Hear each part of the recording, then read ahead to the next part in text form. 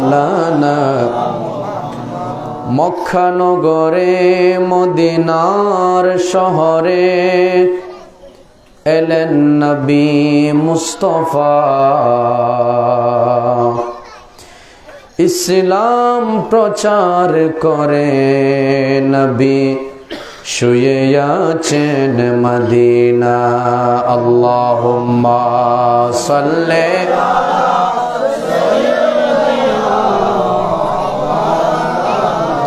মুহাম্মদ ওয়া আলা আলি সাইয়্যিদিনা মাওলানা। ওগো নবী পরশমণি নাই যে আপনার তুলনা,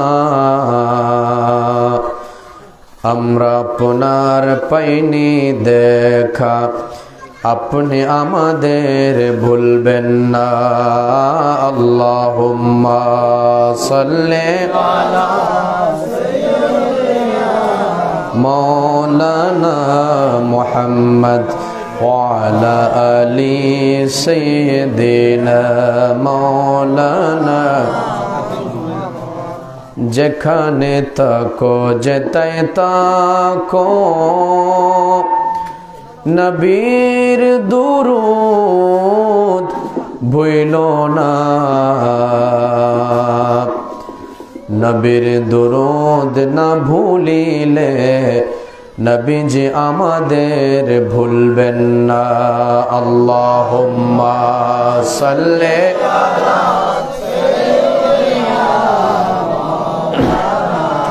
মুহাম্মদ ওয়া আলা আলি সাইয়্যিদিনা মাওলানা। সালাতুন ইয়া রাসূলাল্লাহ আলাইকুম, সালামুন ইয়া হাবিবাল্লাহ। উস্তুনে হান্নানা আজ হিজরে রসূল, নালামি জদ হামচো আরবাবে উকুল। সালাতুন ইয়া রাসূলাল্লাহ সালামুন ইয়া হাবিবাল্লাহ। গুফতে पैगंबर चे खाही आयसतून, गुफ्त जानम असफराकत गश्त खून। सलातुन या रसूलल्लाह सलामुन या। সবাই একটু মহব্বতে জিকির করে লা ইলাহা ইল্লাল্লাহ, লা ইলাহা ইল্লাল্লাহ, লা ইলাহা। আরেকটু মহব্বতে পড়তে হবে লা ইলাহা ইল্লাল্লাহ, লা ইলাহা।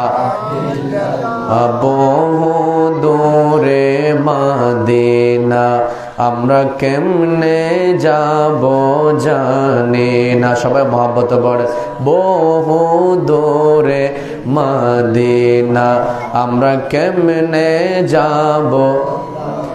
দয়াল আল্লাহ দয়া কর, দয়াল আল্লাহ দয়া কর, পোড়াও মনের বাসনা।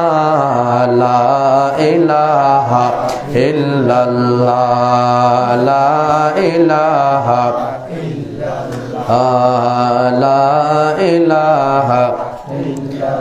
একটু সবাই পড়েন হাসবি রব্বি জাল্লাল্লাহ মা ফি কলবি গায়রুল্লাহ, নূর মুহাম্মদ সাল্লাল্লাহ, লা ইলাহা ইল্লাল্লাহ। একটু মহব্বতে হাসবি রব্বি মা ফি কলবি নূর মুহাম্মদ সাল্লাল্লাহ, লা ইলাহা नूर हक जलवानुमा ता मुझे मालूम न था, नूर हक जलवानुमा ता मुझे मालूम न था, शक्ल इंसान में छुपा ता मुझे मालूम न था, हस्बी रब्बी जल्लल्लाह मा फी क़ल्बी नूर मोहम्मद सल्लल्लाहु ला इलाहा।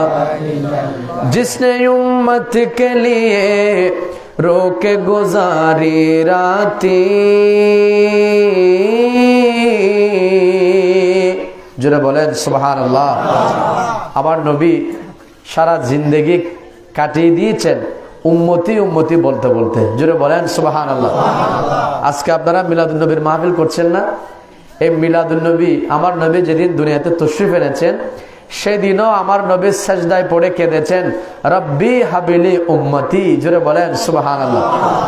এজন্য মুফতি আহমদ ইয়ার খান নঈমি রহমতুল্লাহ আলাইহি বলছেন, जिसने उम्मत के लिए रोके गुजारी राती, जिसने उम्मत के लिए रोके गुजारी राती, वही महबूब खुदा था मुझे मालूम न था, हस्बी रब्बी जल्लल्लाह मा फी क़ल्बी नूर मोहम्मद सल्लल्लाहु ला इलाहा ला इलाहा इल्लल्लाह मुहम्मदुर रसूलुल्लाह सल्लल्लाहु अलैहि वसल्लम। সবাই বলেন সাল্লাল্লাহু আলাইহি ওয়াসাল্লাম। আলহামদুলিল্লাহ ওয়া শুকরুলিল্লাহ ওয়াস সালাতু ওয়াস সালামু আলা খায়রি খালকিল্লাহ। দুধপুকুরিয়া পূর্ব পাড়াবাসী মাহফিল পরিচালনা কমিটি, যুব সমাজ ও প্রবাসীবৃন্দের আয়োজনে আজকের এই রাঙ্গুনিয়ার পদুয়া দুধপুকুরিয়া এলাকার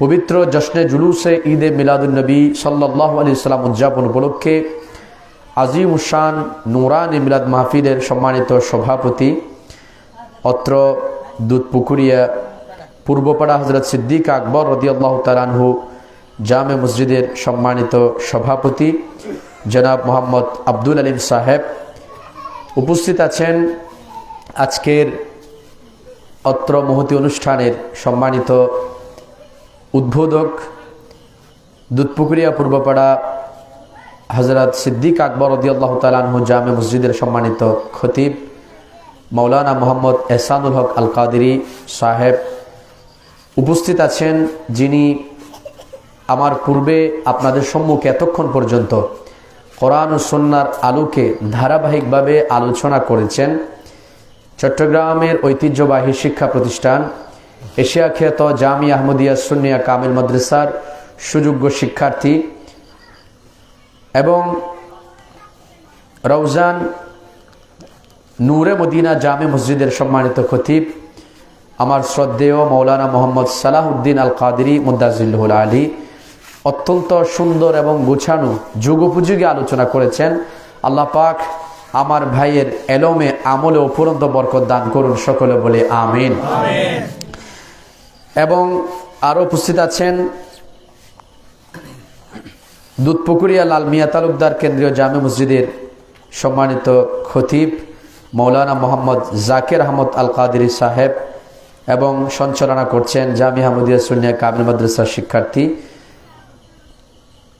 মাওলানা মোহাম্মদ আবু সালে নয়ন সহ এই মাহফিলে যারা উপবিষ্ট আছেন এবং আমার মাহফিল যারা শুনতে পাচ্ছেন, বিশেষ করে পর্দার আড়ালে ওযু করে মাহফিল শোনার জন্য অপেক্ষারত মা ও বোনেরা, এখানে যারা বসেছেন বসেন নাই, দূর দূরান্ত থেকে যারা আমার মাইকের আওয়াজ শুনতে পাচ্ছেন, সকলে আমার সালাম গ্রহণ করুন। আসসালামু আলাইকুম ওয়া রাহমাতুল্লাহ। এই সালামে তো হবে না, আমি সালাম হচ্ছে একজন মানুষের পরিচয়ের প্রথম পত্র। আমি যদি আপনাকে সালাম দেওয়ার পর আপনার থেকে যথাযথ উত্তর না পাই, তাহলে বোঝা যাবে যে আপনি আমার উপর সন্তুষ্ট নয়, অসন্তুষ্ট। আমি আপনাদের এলাকার নতুন মানুষ, এখন আমার সাথে যদি আপনার সম্পর্ক ভালো না হয়, কথাবার্তা চলবে? তো কথা যাতে চলে সেজন্য আরো একবার আপনাদেরকে আমি মোহাব্বত ভরে সালাম দেব। এটা আমার কথার জন্য নয়, আল্লাহর প্যারা রাসূল, এখানে যেহেতু ওলামায়ে কেরামগণ উপস্থিত আছেন, আমার দুনো পাশে আলেম ওলামা আলহামদুলিল্লাহ। তো যেহেতু সালাম এটা দেওয়াটা যদিও বা সুন্নাহ, কিন্তু উত্তর দেওয়াটা এটা স্বাভাবিক বিষয় না, এটা ওয়াজিব। তো সুতরাং আপনারা সেদিকে একটু লক্ষ্য রাখবেন। আর হাদিসে পাকের মধ্যে আছে, আল্লাহর প্যারা রাসূল সাল্লাল্লাহু আলাইহি ওয়াসাল্লাম ইরশাদ করেছেন, যে ব্যক্তি সালাম দিবে আসসালামু আলাইকুম, আল্লাহ তার জন্য 10টি নেকি লিখে দিবেন। জোরে বলেন না সুবহানাল্লাহ। আবার যিনি সালামের জবাবের মধ্যে বলবে ওয়ালাইকুম আসসালাম ওয়া রাহমাতুল্লাহ, তাহলে একটা শব্দ বাড়িয়ে বলছে না, এই জন্য তার জন্য আল্লাহ লিখে দিবেন 20টি নেকি। জোরে বলেন না সুবহানাল্লাহ। আর কোরআনে পাকে আল্লাহ বলছেন, যদি কেউ সালাম দেয়, ওয়াইযা হুয়িতুম বিতাহিয়াতিন ফাহাইয়ু বিআহসানা মিনহা আও রুদ্দুহা, যদি তোমাকে কেউ সালাম দেয় তুমি সালামটাকে উত্তমভাবে ফিরিয়ে দাও। এখন আমরা তো সালাম দিলে উত্তমভাবে ফিরিয়ে দেওয়া দূরের কথা, অনেক সময় সালাম দেয় আসসালামু আলাইকুম, এখন আমি বলে বদ্দা কেন আসুন, তো এটা কি সালামের জবাব?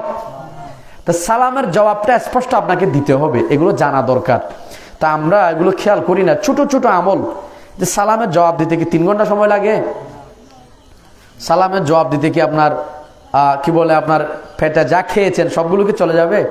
তো কষ্ট তো নাই, কিন্তু সওয়াব আছে। আমার নবীজি বলছেন, এই যে আসসালামু আলাইকুম এই শব্দের মধ্যে আল্লাহ 10টা সওয়াব দান করেন, সুবহানাল্লাহ। তো সুতরাং আমি সালাম দিচ্ছি মানে আপনাদেরকেও সওয়াবের সুযোগ করে দিচ্ছি। আমি আরো একবার সালাম দিব, আপনারা সালামের জবাবটা একটু ভালোভাবে দিবেন। আসসালামু আলাইকুম ওয়া রাহমাতুল্লাহ। আলহামদুলিল্লাহ, এখন ভালো লাগলো। যাই হোক, তো আমি একটা আয়াতে কারিমা আপনাদের সামনে তেলাওয়াত করেছি। আল্লাহ পাক সুবহানাহু ওয়া তাআলা ইরশাদ করছেন, এই আয়াতের আলোকে আমি কিছু কথা বলবো, সময় বেশিক্ষণ নিব না। আমার ভাইয়েরা যারা আশেপাশে আছেন, আমার কাছে যেহেতু সামনে কোনো ঘড়ি নেই, আপনারা একটু আমাকে ইশারা করবেন কখন কয়টা বাজতেছে। আমি এখন থেকে আর ঘড়ির সাথে কোনো যোগাযোগ থাকবে না, একটু আমাকে ইশারা করতে হবে, কখন কি করতে হবে একটু বলবেন, ইনশাল্লাহ আমি সেটা করার চেষ্টা করব। আসেন আগে যে আয়াতে কারিমা আপনাদের সামনে তেলাওয়াত করেছি, এই আয়াতের আলোকে কিছু কথা আমি আগে আপনাদেরকে বলি। আল্লাহ বলছেন, আল্লাহর প্যারা রাসূল সাল্লাল্লাহু আলাইহি ওয়াসাল্লাম তো আমাদের কাছে যে তিনি পাঠিয়েছেন, এটা আল্লাহ আমাদের প্রতি বড় দয়া করেছেন, ihsan করেছেন। একটু জোরে বলেন না সুবহানাল্লাহ। এটা অন্য আয়াতে আছে, আমি আপাতত সেই আয়াতের দিকে যাচ্ছি না। আগে যে আয়াতে কারিমা আপনাদের সামনে তেলাওয়াত করেছি সেটার অনুবাদ করছি। আল্লাহ বলছেন, ইন্না আরসালনাকা বিল হাক্কি বাশীরা ওয়া নাযীরা। একটু জোরে বলেন সুবহানাল্লাহ। ইয়া রাসূলুল্লাহ, আমি আপনাকে প্রেরণ করেছি সত্য সহকারে, বাশীরন, আপনি আপনার উম্মতকে সুসংবাদ দিবেন। কিসের সুসংবাদ? জান্নাতের সুসংবাদ। জোরে বলেন না সুবহানাল্লাহ। আমি যে বিধান আল্লাহর পক্ষ থেকে এনেছি সেগুলো মতো যদি তোমরা চলতে পারো, সেগুলো যদি তোমরা যথাযথ মানতে পারো, আল্লাহ তোমাদেরকে জান্নাত দান করবেন, সুবহানাল্লাহ। একটা হচ্ছে কি সুসংবাদ, আর একটা কি বলছেন ওয়া নাযীরা। ইয়া রাসূলুল্লাহ, আমি আপনাকে প্রেরণ করেছি ভীতি প্রদর্শনকারী হিসাবে, ভয় দেখানোর জন্য, সতর্ক করার জন্য। কিসের থেকে সতর্ক করবেন? জাহান্নাম থেকে সতর্ক করবেন। জোরে বলেন না সুবহানাল্লাহ। তাহলে এই আয়াত থেকে বোঝা যায় আল্লাহর প্যারা রাসূল সাল্লাল্লাহু আলাইহি ওয়াসাল্লাম দুনিয়ার মধ্যে তশরিফ এনেছেন। একটা হচ্ছে জাহান্নামী যারা আছে তাদেরকে জান্নাতি বানিয়ে দিয়েছেন, সুবহানাল্লাহ। জান্নাতের শুভ সংবাদ দিয়েছেন। আর আমার নবীর শুভ সংবাদ শোনানোর পরেও যারা শুভ সংবাদ গ্রহণ করে নাই, আল্লাহর প্যারা রাসূল সাল্লাল্লাহু আলাইহি ওয়াসাল্লামের কথাকে যথাযথভাবে মান্য করে নাই, আল্লাহর প্যারা রাসূল সাল্লাল্লাহু আলাইহি ওয়াসাল্লাম বলেছেন তাদের জন্য জাহান্নাম। জোরে বলি না নাউযুবিল্লাহ। সুতরাং জান্নাত কোনটা, কোন পথে চললে জান্নাত সেটাও নবী বলেছেন, কোন পথে গেলে জাহান্নাম সেটাও নবী দেখিয়ে দিয়েছেন। সুতরাং এখন আমাদেরকে চলতে হবে কোন পথে? বলেন, জান্নাতের পথে নাকি জাহান্নামের পথে? তো জান্নাতে যাওয়ার জন্য কিছু স্টেশন আছে, তার মধ্যে একটা স্টেশন হচ্ছে আজকের মাহফিল। জোরে বলেন না সুবহানাল্লাহ। আমার নবী সাল্লাল্লাহু আলাইহি ওয়াসাল্লাম আমাদেরকে জান্নাতের শুভ সংবাদ শুনিয়েছেন, জান্নাতের সংবাদ আমাদেরকে দিয়েছেন। তো জান্নাতে যাওয়ার জন্য যে সমস্ত স্টেশন আছে তন্মধ্যে একটা স্টেশনের নাম হচ্ছে এই আজকে দুধপুকুরিয়া অত্র এলাকার আমাদের প্রবাসী ভাই সহ অত্র এলাকার সমস্ত পূর্বপাড়াবাসী যারা মাহফিল সাজিয়েছেন, এই প্রত্যেকে যে মাহফিলটা সাজিয়েছেন এটাও একটা জান্নাতে যাওয়ার স্টেশন। জুড়ে বলেন না সুবহানাল্লাহ। তা আসেন, এরপরে আল্লাহ বলছেন, আমার নবীকে বলছেন, ওয়ালা তুসআলু আন আসহাবিল জাহিম। ইয়া রাসূলুল্লাহ, কেউ যদি জাহান্নামে চলে যায় ভাগ্যের দোষে, আপনার কথা না মেনে, আপনাকে না শুনে, আপনি যা বলেছেন তা না করে, আপনার অনুসরণ না করে, যেমন আমার পূর্বে এতক্ষণ পর্যন্ত আলোচনা করেছেন আপনাদের অত্র এলাকার কৃতি সন্তান মাওলানা মুহাম্মদ সালাউদ্দিন আল কাদেরী মুদাজ্জিলুল আলী, তিনি আলোচনা করেছেন রসুল পাকের এতাআত সম্পর্কে। আমি এতক্ষণ ওনার আলোচনা শুনছিলাম। তো রসুল পাকের এতাআত, আল্লাহ, যে ব্যক্তি আমার নবীর অনুসরণ করলো, আমার নবীকে মেনে নিল, সে যেন আল্লাহকে মেনে নিয়েছেন। জোরে বলেন না সুবহানাল্লাহ। তো এখন আমার নবী সাল্লাল্লাহু আলাইহি ওয়াসাল্লাম মানুষের কাছে দিন প্রচার করেছেন, দিনের দাওয়াত দিয়েছেন, ইসলামের বাণী পৌঁছিয়েছেন, ইসলামের কথা বলেছেন, কোন পথে চললে জান্নাত, কোন পথে চললে জান্নাত নাই, কোন পথে লাভ, কোন পথে লস, এগুলো সব আমার নবী ফরক করে করে উম্মতকে দেখিয়েছেন। তো এখন আল্লাহ বলছেন, ওয়ালা তুসআলু আন আসহাবিল জাহিম। ইয়া রাসূলুল্লাহ, কেউ যদি আপনার কথা না শুনে, আপনি যে পথ দেখিয়েছেন সেই পথে না চলে যদি কেউ জাহান্নামে চলে যায়, সে সম্পর্কে আপনাকে জিজ্ঞাসা করা হবে না। একটু জোরে বলেন না সুবহানাল্লাহ। এটাও আমার নবীর শান। অর্থাৎ আমার নবীকে আল্লাহ রহমতুল লিল আলামিন বানিয়ে প্রেরণ করেছেন। রহমতুল লিল আলামিন হওয়ার কারণে আমার নবী সাল্লাল্লাহু আলাইহি ওয়াসাল্লাম সব সময় চিন্তা করতেন, আমার সমস্ত উম্মত, আমাকে যে আল্লাহ বড় একটা দায়িত্ব দিয়ে পাঠিয়েছেন, মানুষকে হেদায়েত করা, ইসলামের দাওয়াত পৌঁছানো, কালমার দাওয়াত পৌঁছানো, এক আল্লাহর দাওয়াত পৌঁছানো, মূর্তি পূজা থেকে বেঁচে থাকা, এক আল্লাহর ইবাদত করা, মন্দিরে না যেয়ে মসজিদে যাওয়া, মানুষের সেবা করা, মানুষকে কষ্ট না দেওয়া, সাধারণ কোনো কারণে একে অপরের হত্যা না করা, মা বাবাকে কষ্ট না দেওয়া, এবং গরিবের হক নষ্ট না করা, এতিমের হক না খাওয়া, ইত্যাদি ইত্যাদি মানুষের কল্যাণের জন্য আল্লাহ আমার নবী সাল্লাল্লাহু আলাইহি ওয়াসাল্লামকে পাঠিয়েছেন। আর আমার নবী সাল্লাল্লাহু আলাইহি ওয়াসাল্লাম সে দাওয়াত পৌঁছিয়েছেন। যারা দাওয়াত কবুল করে নাই, দাওয়াত কবুল না করলে নিশ্চিতভাবে তারা জাহান্নামী হয়ে যাবে। তা আমার নবীর ভিতরে এরপরও একটা চিন্তা, আহা, এই মানুষগুলো কেমনে জাহান্নামী হবে। আমার নবী এটা নিয়ে মনের মধ্যে বড় আক্ষেপ থাকতো। তো আল্লাহ আমার নবীকে সান্ত্বনা দিয়ে বলছেন, ইয়া রাসূলুল্লাহ, আপনার মনের মধ্যে একটু কষ্ট হবে, এটা আমি আল্লাহ সহ্য করতে পারবো না।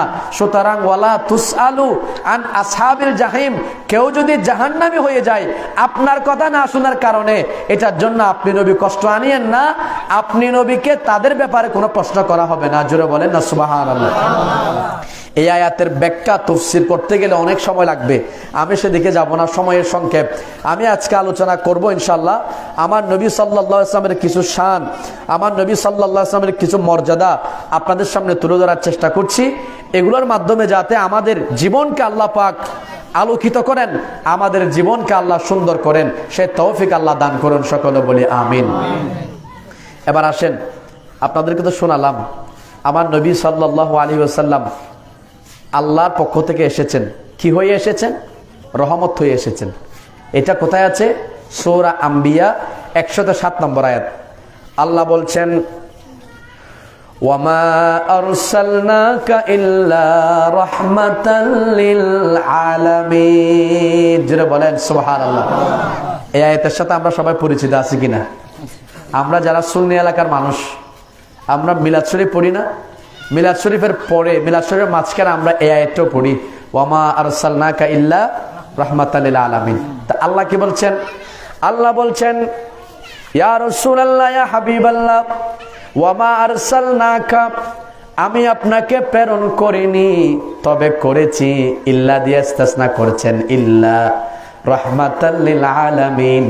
ইয়া রাসূলুল্লাহ, ইয়া হাবিবাল্লাহ, আমি আপনাকে সমগ্র জগৎবাসীর জন্য রহমত বানিয়ে প্রেরণ করেছি। সুবহানাল্লাহ।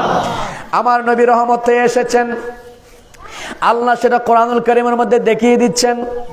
অন্য আয়াতের মধ্যে আল্লাহ বলছেন, সূরা আলে ইমরানের মধ্যে আয়াত আছে, আল্লাহ বলছেন, লাকাদ মান্নাল্লাহু আলাল মুমিনিনা ইয বা'আথা ফীহিম রাসূলাম মিন আনফুসিহিম ইয়াতলু আলাইহিম আয়াতিহি ওয়া ইউযাক্কিহিম ওয়া ইউআল্লিমুহুমুল কিতাবা ওয়াল হিকমা ওয়া ইন কানু মিন ক্বাবলু লাফী দালালিম মুবিন। সুবহানাল্লাহ। আল্লাহ বলছেন, এ পৃথিবীর মানুষ, আমি তোমাদের প্রতি বড় দয়া করেছি। আজকের এই দুধপুকুরিয়ার মানুষ, রাঙ্গুনিয়ার মানুষ, চট্টগ্রামের মানুষ নয়, বরং শুধু বাংলাদেশের মানুষ নয়, সারা বিশ্বের মানুষকে আল্লাহ ডাক দিয়ে বলছেন, ও পৃথিবীর মানুষ, লাকাদ মান্নাল্লাহু আলাল মুমিনিনা, যারা ঈমানদার, মুমিন, পরহেজগার, মুত্তাকি, আল্লাহওয়ালা, নবীওয়ালা, শোনো আমার কথা শোনো। আল্লাহ বলছেন, নিশ্চয় নিশ্চয় আল্লাহ মুমিনদের প্রতি বড় দয়া করেছেন, ihsan করেছেন, মুমিনদের প্রতি আল্লাহ সদয় হয়েছেন। ওগো আল্লাহ, কি দয়া করলেন একটু বলেন। আল্লাহ বলছেন, ইয বা'আথা ফীহিম রাসূলাম মিন আনফুসিহিম, আল্লাহ তাদের মধ্য থেকে, তাদের থেকে একজন রাসূল প্রেরণ করেছে। সুবহানাল্লাহ। এখন আল্লাহকে প্রশ্ন করেন, আল্লাহ আপনার নিয়ামত তো কম ছিল না, আপনি আমাকে আপাদমস্তক নিয়ামত দিয়েছেন, ঠিক কিনা? আমার মাথার চুল থেকে পা পর্যন্ত নিয়ামত কিনা? নিয়ামত না? আচ্ছা, আপনারা আজকে যারা এখানে বসেছেন সবার চোখ আছে না? যার কাছে চোখ নাই তার কাছে জিজ্ঞাসা করেন চোখ এটা কেমন জিনিস, ঠিক না? চোখ নিয়ামত কিনা? হাত নিয়ামত কিনা? আমি ধরতে পারতেছি। পা নিয়ামত কিনা? আমি হাঁটতে পারতেছি। আমার এই দেখেন আমি ঘোরাতে পারতেছি, এটা আল্লাহর নিয়ামত না? আল্লাহ আমাকে জয়েন্টগুলো এমন করে এমন ভাবে দিয়েছেন যে নড়াচড়া করতে পারতেছি। যদি এগুলো কোনো কারণে লক হয়ে যায় তাহলে এটা কি নিয়ামত থাকবে নাকি কিয়ামত হয়ে যাবে? তা আল্লাহ আমাদের প্রতি দয়া করেছেন কিনা? একটু জোরে বলেন না বাবা, করেছেন কিনা? আপনারা দেখেন কতগুলো মানুষ পেছনে দাঁড়িয়ে আছেন, একটু সামনে চলে আসেন তো, একটু সামনে চলে আসেন, দুরূদ শরীফ পড়তে সামনে চলে আসেন। সালাতুন ইয়া রাসূলুল্লাহ,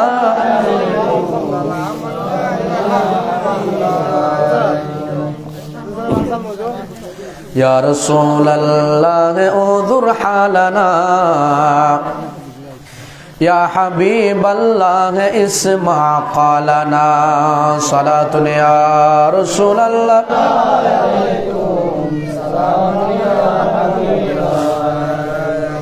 আমার বাবারা একটু গভীর মনোযোগ দিয়ে খেয়াল করেন, মনোযোগ আমার দিকে দেন। আল্লাহ আমাদেরকে পাঠিয়েছেন, বড় নিয়ামত দিয়েছেন, নিয়ামতের কথা বলেছেন আমার নবীকে। অথচ আমরা যদি দেখি আমাদের মাথার চুল থেকে পায়ের তালু পর্যন্ত সবগুলো আল্লাহর নিয়ামত। একটু চিন্তা করেন, আমাদের মাথা আছে, মাথার মধ্যে চুল আছে কি নাই? মাথার চুল যাদের নাই তাদেরকে দেখতে একরকম, যাদের চুল আছে তাদেরকে দেখতে একরকম। সুন্দর কিনা? একটু জোরে বলেন না, সুন্দর কিনা? এবার দেখেন, আল্লাহ আমাদেরকে দুইটা চোখ দিয়েছেন, যাদের চোখ নাই তাদের কাছে জিজ্ঞাসা করেন চোখ এটা আল্লাহর কত বড় নিয়ামত।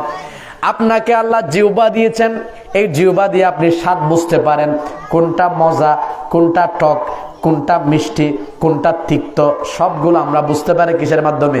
জিহ্বার মাধ্যমে। আল্লাহ দাঁত দিয়েছেন, দাঁতগুলো এমন নিয়ামত, যত কঠিন হাড্ডি হোক না কেন আমরা একটু চিবিয়ে দেখতে পারি, ঠিক কিনা? আর শক্ত শক্ত মাংস, শক্ত শক্ত কাটা অনেক সময় আমরা চিবিয়ে খেয়ে ফেলি, এটাও আল্লাহর একটা বড় নিয়ামত। জোরে বলেন না সুবহানাল্লাহ। এরপরে দেখেন, হাত দিয়েছেন, পা দিয়েছেন, আমাকে আল্লাহ আপাদমস্তক সুন্দর করে বানিয়েছেন, সবগুলো আল্লাহর নিয়ামত। কিন্তু কোন নিয়ামতের কথা আল্লাহ দেখিয়ে দেন নাই, এটা রাখলাম।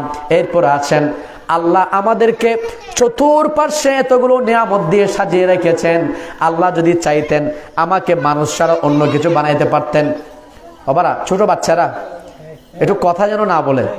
আমার একটা আবার অভ্যাস খারাপ আছে, আমি কানের মধ্যে আওয়াজ আসলে আমি কথা বলতে পারি না। একটু আপনারা খেয়াল করবেন, ছোট বাচ্চারা একটু পিছনে থাকবে, আপনারা সামনে চলে আসবেন, যাতে একটু আপনারা আর যারা অভিভাবকরা আছেন একটু খেয়াল রাখবেন আর কি। কারণ মিলাদুন নবীর মাহফিলের তো একটা ইজ্জত আছে, সম্মান আছে, আদব আছে। আপনার চেষ্টা করবে এগুলো একটু রক্ষা করার জন্য। তো আলহামদুলিল্লাহ আমরা যারা এসেছি, আল্লাহ আমাদের প্রত্যেকের আশা বসাকে কবুল করুক, সকলে বলে আমিন। আমি কথা যদি আবার মাঝখানে অন্যদিকে চলে যায় তাহলে কথার মুড় ঘুরে যাবে, আমার কথার মধ্যে থাকতে পারবো না। এই জন্য একটু খেয়াল রাখবেন, আপনাদের মনোযোগ এদিকে লাগবে, অন্যদিকে দেওয়া যাবে না। আচ্ছা বলেন, আল্লাহ আমাদেরকে মানুষ না বানাইয়া অন্য কিছু বানাইতে পারতেন কিনা? সবাই বলেন। তা আল্লাহ যে আমাকে মানুষ বানাইছেন, এটা আমার প্রতি আল্লাহ দয়া করছেন না? এটাও আল্লাহ আমাকে দেখাই দেন নাই, কিন্তু কি দেখাই দিচ্ছেন? আমি আসতেছি, আমার আলোচনায় আসবে, একটু আপনাদের মনোযোগ চাচ্ছি। মনোযোগ আছে তো নাকি সবাই ঘুমাচ্ছেন? ঘুমানোর জন্য আমি সময় দিব, তখন আপনারা সবাই বাড়ির দিকে ঘুমাবেন। আপাতত একটু মাহফিলে আসছেন, মাহফিলটা সবসময় করবেন না, বছর একবার করতেছেন, তো একবার একটু সময়টা একটু মাহফিলে দেন। কাল কিয়ামতের ময়দানে এটা আমাদের জন্য নাজাতের উসিলা হয়ে যাবে। আসেন, আল্লাহ চতুর্পাশে নিয়ামত দিয়েছেন। আল্লাহ চাইলে আমাকে মানুষ না বানিয়ে অন্য কিছু বানাইতে পারতেন। আল্লাহ চাইলে আমাকে বিশাল দেহের অধিকারী হাতি বানাইতে পারতেন, সমুদ্রের বিশাল দেহের অধিকারী তিমি মাছ বানাইতে পারতেন, জমিনে বিচরণকারী সবচেয়ে ছোট্ট প্রাণী পিপিলিকা বানাইতে পারতেন। পারতেন কিনা? আল্লাহ চাইলে আকাশের দুডানাওয়ালা পাখিও বানাইতে পারতেন। চাইলে আল্লাহ আমাকে আমাদের মতো সাধারণ যে আশেপাশে যে জিনিসগুলো আছে সেগুলো বানাইতে পারতেন। গাছ বানাইতে পারতেন, বাঁশ বানাইতে পারতেন, মাছ বানাইতে পারতেন। আল্লাহ আমাকে কিছুই বানান নাই। আকাশের দুডানাওয়ালা পাখিও বানান নাই, জংলার বিশাল দেহের অধিকারী হাতিও বানান নাই, জমিনে বিচরণকারী সবচেয়ে ছোট্ট প্রাণী পিপিলিকাও বানান নাই। আল্লাহ আপনাকে আমাকে বাছাই করে বানিয়েছেন। সবার মধ্য থেকে যারা শ্রেষ্ঠ, যাদেরকে আল্লাহ নিজেই বলেছেন আশরাফুল মখলুকাত, যারা সবচেয়ে শ্রেষ্ঠ জাতি, তাদের মধ্যে আল্লাহ আমাদেরকে অন্তর্ভুক্ত করেছেন। অর্থাৎ আমাদেরকে মানুষ বানিয়ে আল্লাহ দুনিয়াতে প্রেরণ করেছে। সুবহানাল্লাহ। এক নাম্বার নিয়ামত। শুধু মানুষের মধ্যে সীমাবদ্ধ রাখেন নাই, মানুষের মধ্যে অনেক ধরনের মানুষ আছে। আপনারা জানেন কিছু মানুষ আছে মূর্তির পূজা করে, আছে না নাই? নিজের বানানো মূর্তি প্রথমে কি করে, গাছ নেই, সেখানে জোড়া লাগাই, তারপরে সেখানে হাত দেয়, সেখানে খড় দেয়, খড়কুটো দিয়ে বিভিন্নভাবে জোড়া তালে দিয়ে একটা মূর্তি বানাই, আছে না? ওই মূর্তিটাকে তারা পূজা করে, আবার পূজা শেষ হওয়ার পরে পুকুরের মধ্যে চেপে ধরে, শুধুমাত্র নিক্ষেপ করা যায় না, অনেক সময় চেপে ধরে।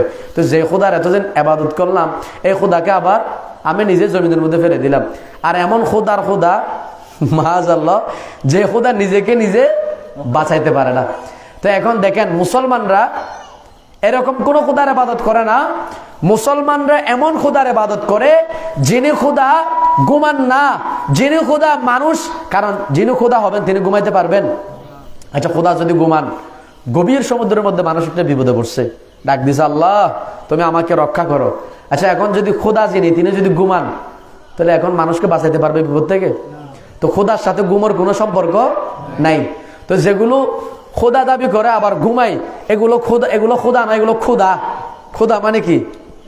ওই পেটের মধ্যে আমাদের খোদা আসে না, ওই খোদা, এটা খোদা নয়, এটা কি? খোদা। সুতরাং ওই ধরনের যেগুলো আছে এগুলো কি নয়? খোদা নয়। তো দেখেন আল্লাহ আমাদেরকে কি বানান নাই? মূর্তি পূজারি বানান নাই। এমন কিছু মানুষ আছে যারা গাছের পূজা করে, বাঁশের পূজা করে, চন্দ্রের পূজা করে, সূর্যের পূজা করে, পাথরের পূজা করে, পাহাড়ের পূজা করে, আছে না নাই? আল্লাহ আমাদেরকে কোনো পূজারি বানান নাই, মূর্তি পূজারি বানান নাই, গাছের পূজারি বানান নাই, বাঁশের পূজারি বানান নাই, চন্দ্রের পূজারি বানান নাই, মূর্তি পূজারি বানান নাই। আল্লাহ আমাকে আপনাকে বানিয়েছেন সবচাইতে পৃথিবীর মধ্যে আল্লাহ যাদেরকে বাছাই করে নিয়েছেন, যেই দিনকে আল্লাহ শ্রেষ্ঠ দিন বলেছেন। আল্লাহ বলছেন ওয়ামান ইয়াবতাগি গায়রাল ইসলামি দীনান ফালান ইউকবালা মিন, ইসলাম ছাড়া কেউ যদি অন্য কোনো ধর্ম তালাশ করে তা তার থেকে কখনো গ্রহণযোগ্য হবে না। আল্লাহ বলছেন ইন্নাদ দীনা ইনদাল্লাহিল ইসলাম, আল্লাহর কাছে একমাত্র গ্রহণযোগ্য ধর্মের নাম হলো ইসলাম। আল্লাহ আমাকে আপনাকে সেই ইসলামের মধ্যে মুসলমান হিসেবে দুনিয়ার মধ্যে প্রেরণ করেছে। নিয়ামত কিনা? এবার শুধু মুসলমান নয়, মুসলমানদের মধ্যে অনেক ধরনের মানুষ আছে না?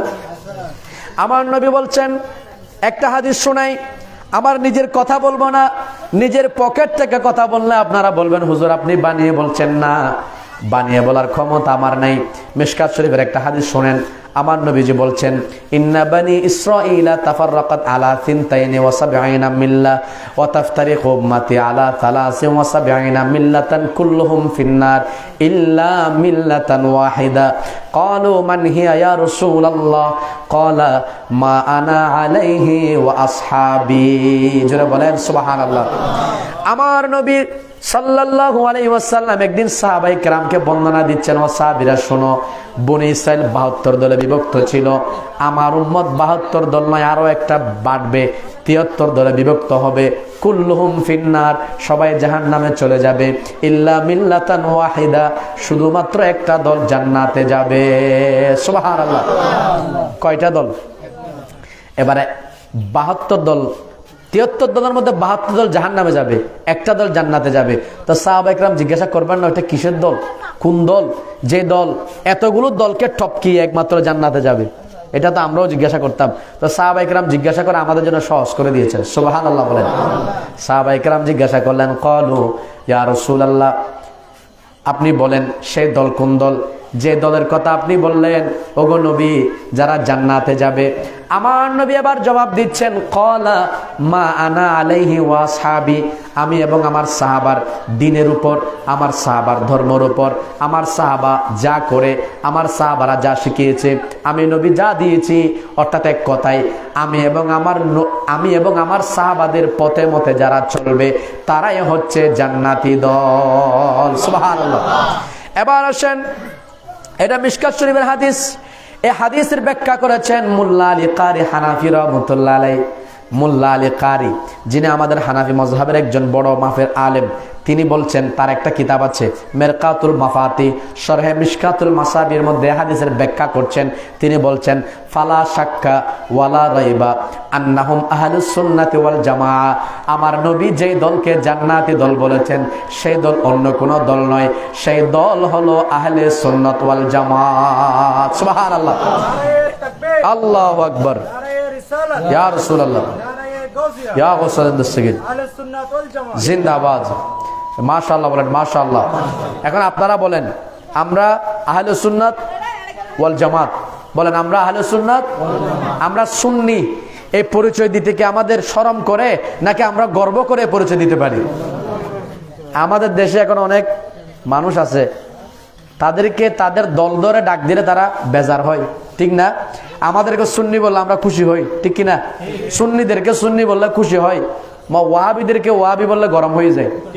তাহলে যাদের নামের মধ্যে ভেজাল আছে, তাহলে তাদের মধ্যে কি আর শুদ্ধতা থাকবে?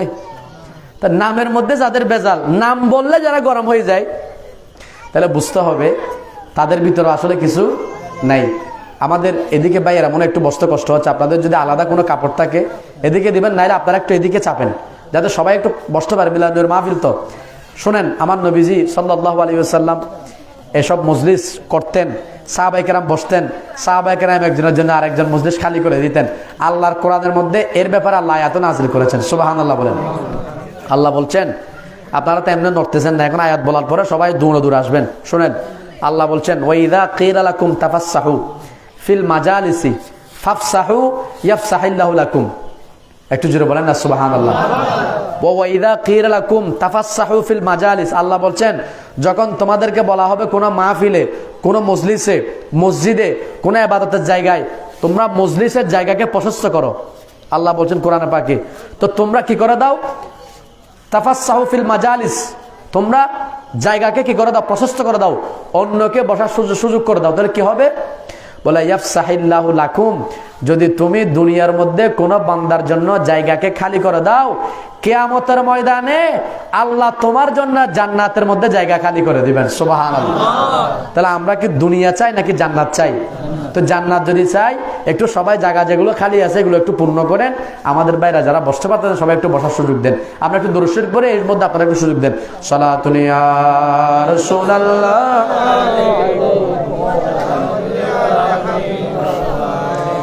हर के इश्क़ मुस्तफ़ा सामने योस्त बहरो बरदर गोशाए दामाने योस्त सालातुन या रसूल अल्लाह সালামুন ইয়া হাবিবাল্লাহ। এবার আমি কোন কথা থেকে গিয়েছি আপনাদের মনে আছে? আপনাদের মনে না থাকলে আমার মনে আছে। আমি বলেছিলাম আল্লাহ আমার নবীকে নিয়ামত বানিয়ে দুনিয়ার মধ্যে পাঠিয়েছেন, কোন নিয়ামতকে আল্লাহ দেখিয়ে দেন নাই কিন্তু একটা নিয়ামতকে দেখিয়ে দিয়েছেন, সেটা হলো রহমতুল লিল আলামিন নবীকে আমাদের মাঝে তিনি প্রেরণ করেছেন। সুবহানাল্লাহ। আল্লাহ আমাদেরকে এত নিয়ামত দিলেন, গাছ দিলেন, বাঁশ দিলেন। আচ্ছা, আরেকটা কথা বলি, আল্লাহ পাক সুবহানাহু ওয়া তাআলা আমাদেরকে একটু মনোযোগ, খুব গভীরভাবে, আল্লাহ নিয়ামত কত দিয়েছেন গণনা করে শেষ করা যাবে? আল্লাহর কোরআন বলছেন, ওয়া ইন তাউদ্দু নিয়ামাতাল্লাহি লা তুহসুহা ইন্নাল্লাহা লাগফুরুর রহিম। আল্লাহ বলছেন, আল্লাহ তোমাদেরকে কত নিয়ামত দিয়েছেন, একটা একটা একটা একটা করে যদি তোমরা গণনা করো, গণনা করতে করতে তোমাদের জীবন শেষ হয়ে যাবে। আল্লাহ তোমাদেরকে কতগুলো নিয়ামত দিয়েছেন, সেই নিয়ামত তোমরা গণনা করে শেষ করতে পারবে না। নিয়ামত গণনা করে শেষ করতে পারবে না। আসলে বাস্তব, আল্লাহর নিয়ামত গণনা করে শেষ করা যাবে না। কিন্তু আল্লাহ কোনো নিয়ামতকে স্পেশাল ভাবে দেখিয়ে দেন নাই, কিন্তু একটা নিয়ামতের কথা আল্লাহ কোরআনে দেখিয়ে দিচ্ছেন। আল্লাহ বলছেন, ও পৃথিবীর মানুষ, তোমাদেরকে আমি যত নিয়ামত দিয়েছি, কোন নিয়ামত তোমাদেরকে দেখিয়ে দেব না, একটা নিয়ামত দেখিয়ে দিচ্ছি, শোনো। আমি আল্লাহ তোমাদের প্রতি বড় দয়া করেছি, বড় এহসান করেছি, তোমাদের প্রতি আমি আল্লাহ বড় করুণা করেছি। সেটা কি? আমার রহমতুল লিল আলামিন নবীকে তোমাদের মাঝে প্রেরণ করেছি। সুবহানাল্লাহ। তাহলে নবী আমাদের কাছে এসেছেন, এটা আমাদের জন্য রহমত কিনা? সবাই বলেন না, রহমত। তাহলে নবী যখন রহমত হয়ে এসেছেন, তো রহমতুল লিল আলামিন নবীর জন্য মিলাদুন নবীর মাহফিল করা লাগবে না? লাগবে কিনা? এটা শুকরিয়া আদায়ের তা আমাদের ভাইরা আজকে মিলাদুন নবীর মাহফিল করতেছেন। আমরা সকলে একবার বলি আলহামদুলিল্লাহ। এবার সবাই একটু পড়ি, ত্রিভুবনের রহমত নবী কোরআনে প্রমাণ, আশিকে বিনে কে বুঝিবে দয়াল নবীর শান। সবাই একটু মহব্বতে পড়েন, ত্রিভুবনের রহমত নবী কোরআনে প্রমাণ, আশিকে বিনে কে বুঝিবে দয়াল নবীর শান, আশিকে বিনে কে বুঝিবে দয়াল নবীর শান। সকলে বলেন মারহাবা। এটা তো একটা গেল। আমাদের দেশের জাতীয় কবির নাম কি আপনারা বলেন? কাজী নজরুল ইসলাম। এগুলো জানা লাগবে। কাজী নজরুল ইসলাম, এখন আমাদের দেশে যারা বাঙালিরা অনেকে আছে না, মিলাদুন নবীর কথা বললে নাক সিটকায়, মিলাদুন নবীর কথা বললে বেদাতের গন্ধ খুঁজে, মিলাদুন নবীর কথা বললে তারা অনেক কথা বলে, আছে না নাই? আপনারা দেখেছেন মিলাদুন নবীর গাড়ির মধ্যে অনেকে পাথর মেরেছে, ঠিক না? মিলাদুন নবীর গাড়ি ভাঙচুর করেছে। আরে তোমরা মিলাদুন নবীর গাড়ি ভাঙচুর করে কি করবা? দুনিয়ার মধ্যে তোমরা সবাই মিলে যদিও চেষ্টা করো, আমরা বললাম যাদেরকে বন্ধ তেমন করতে পারবে না, যদিও বললাম বন্ধ করে দিবা আর কি, কিন্তু আকাশের মধ্যে তো সদা সর্বদা আমার নবীর উপর দরুদ শরীফ পড়তেছে আল্লাহর নূরানী জগতের ফেরেশতারা। সুবহানাল্লাহ। তো ফেরেশতাদেরকে কি বন্ধ করতে পারবেন? তো দুনিয়ার মধ্যে বন্ধ করলে কি হবে? তো কবি নজরুল কি বলেছেন একটু শুনবেন? এটা আমরা সবাই জানি, সবাই পড়েন তো, এখন যেভাবে পড়ছে সেভাবে বলেন, ত্রিভুবনের প্রিয় মুহাম্মদ এলো রে দুনিয়া,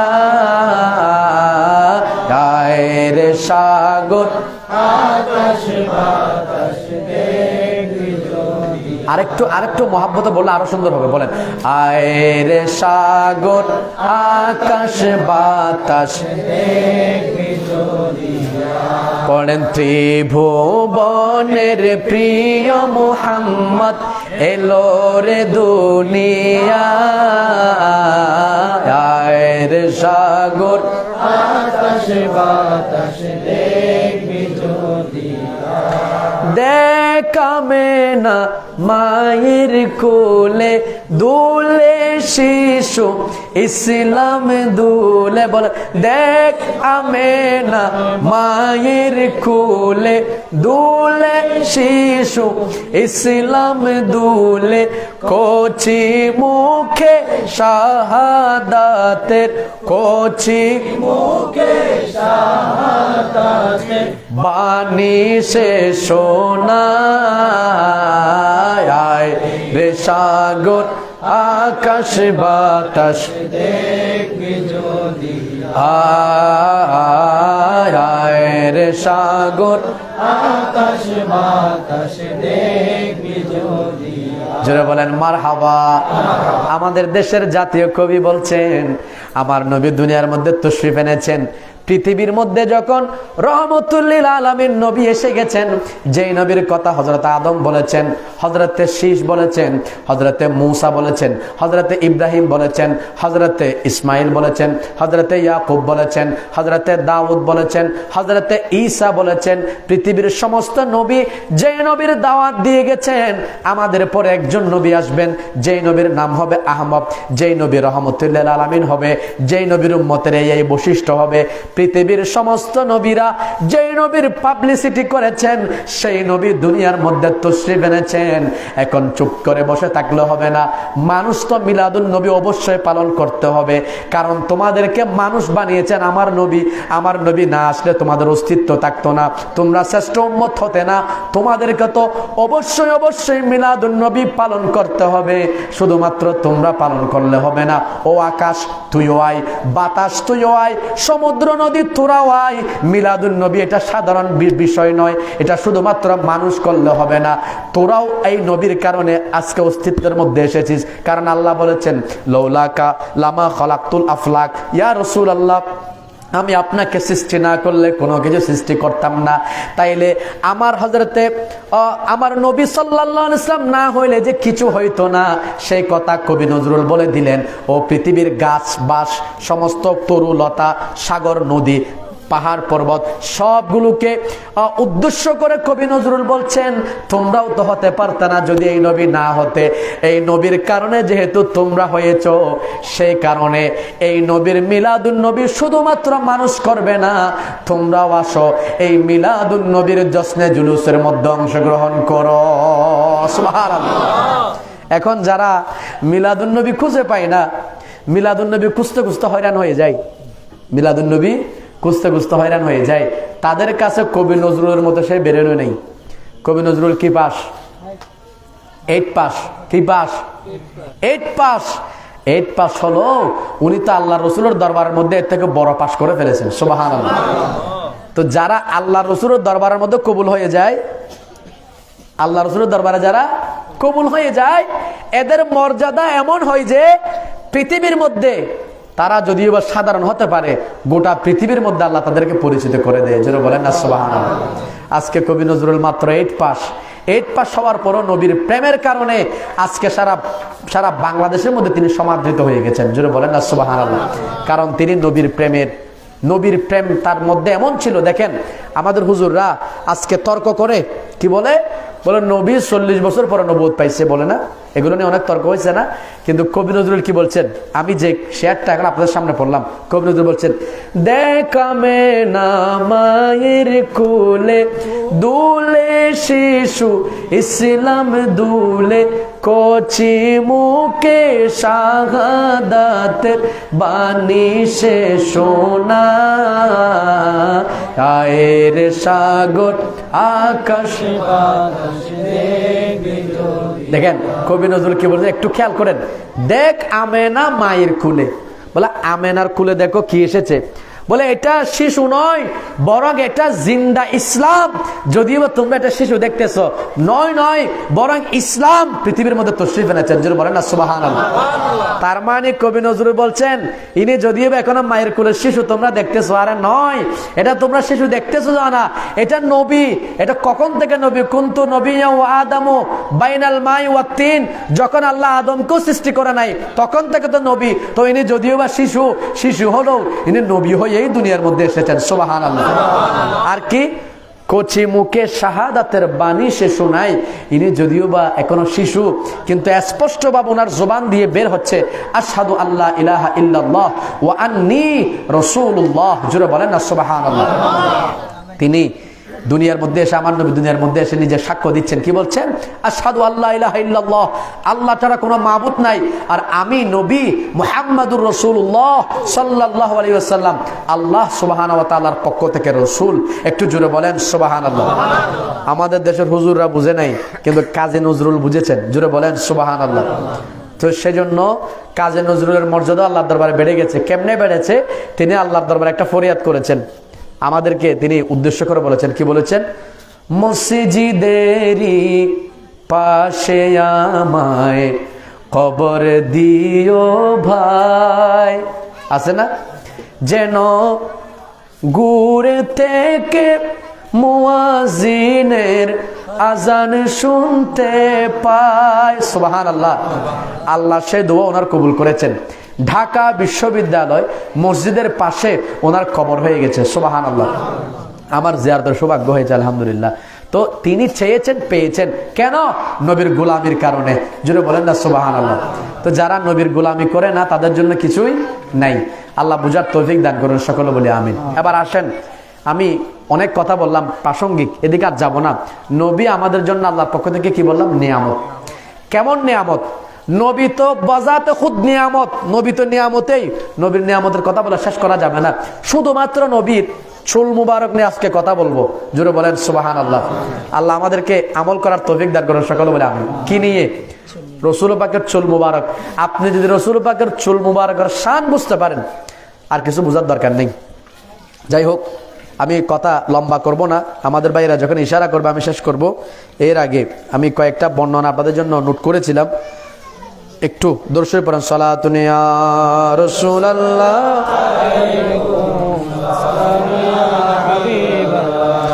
ইয়া রাসূলুল্লাহ উযুর হালানা, ইয়া হাবিবাল্লাহ ইসমা কালানা। সালাতুন ইয়া রাসূলুল্লাহ।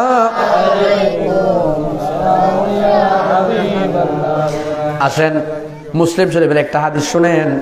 আমার নবী বলছেন, হযরত আনাস ইবনে মালিক রাদিয়াল্লাহু তাআলা আনহু হাদিস বর্ণনা করছেন, আমার নবী সাল্লাল্লাহু আলাইহি ওয়াসাল্লাম যখন চুল মোবারক কাটতেন, আমরা চুল কাটি না? জোরে বলেন না, কাটি কিনা? আমরা চুল কাটলে ময়লা হয়। কি হয়? কেন ময়লা হয়? এগুলো জমিনে পড়ে। জমিনে পড়লে ময়লা হয়।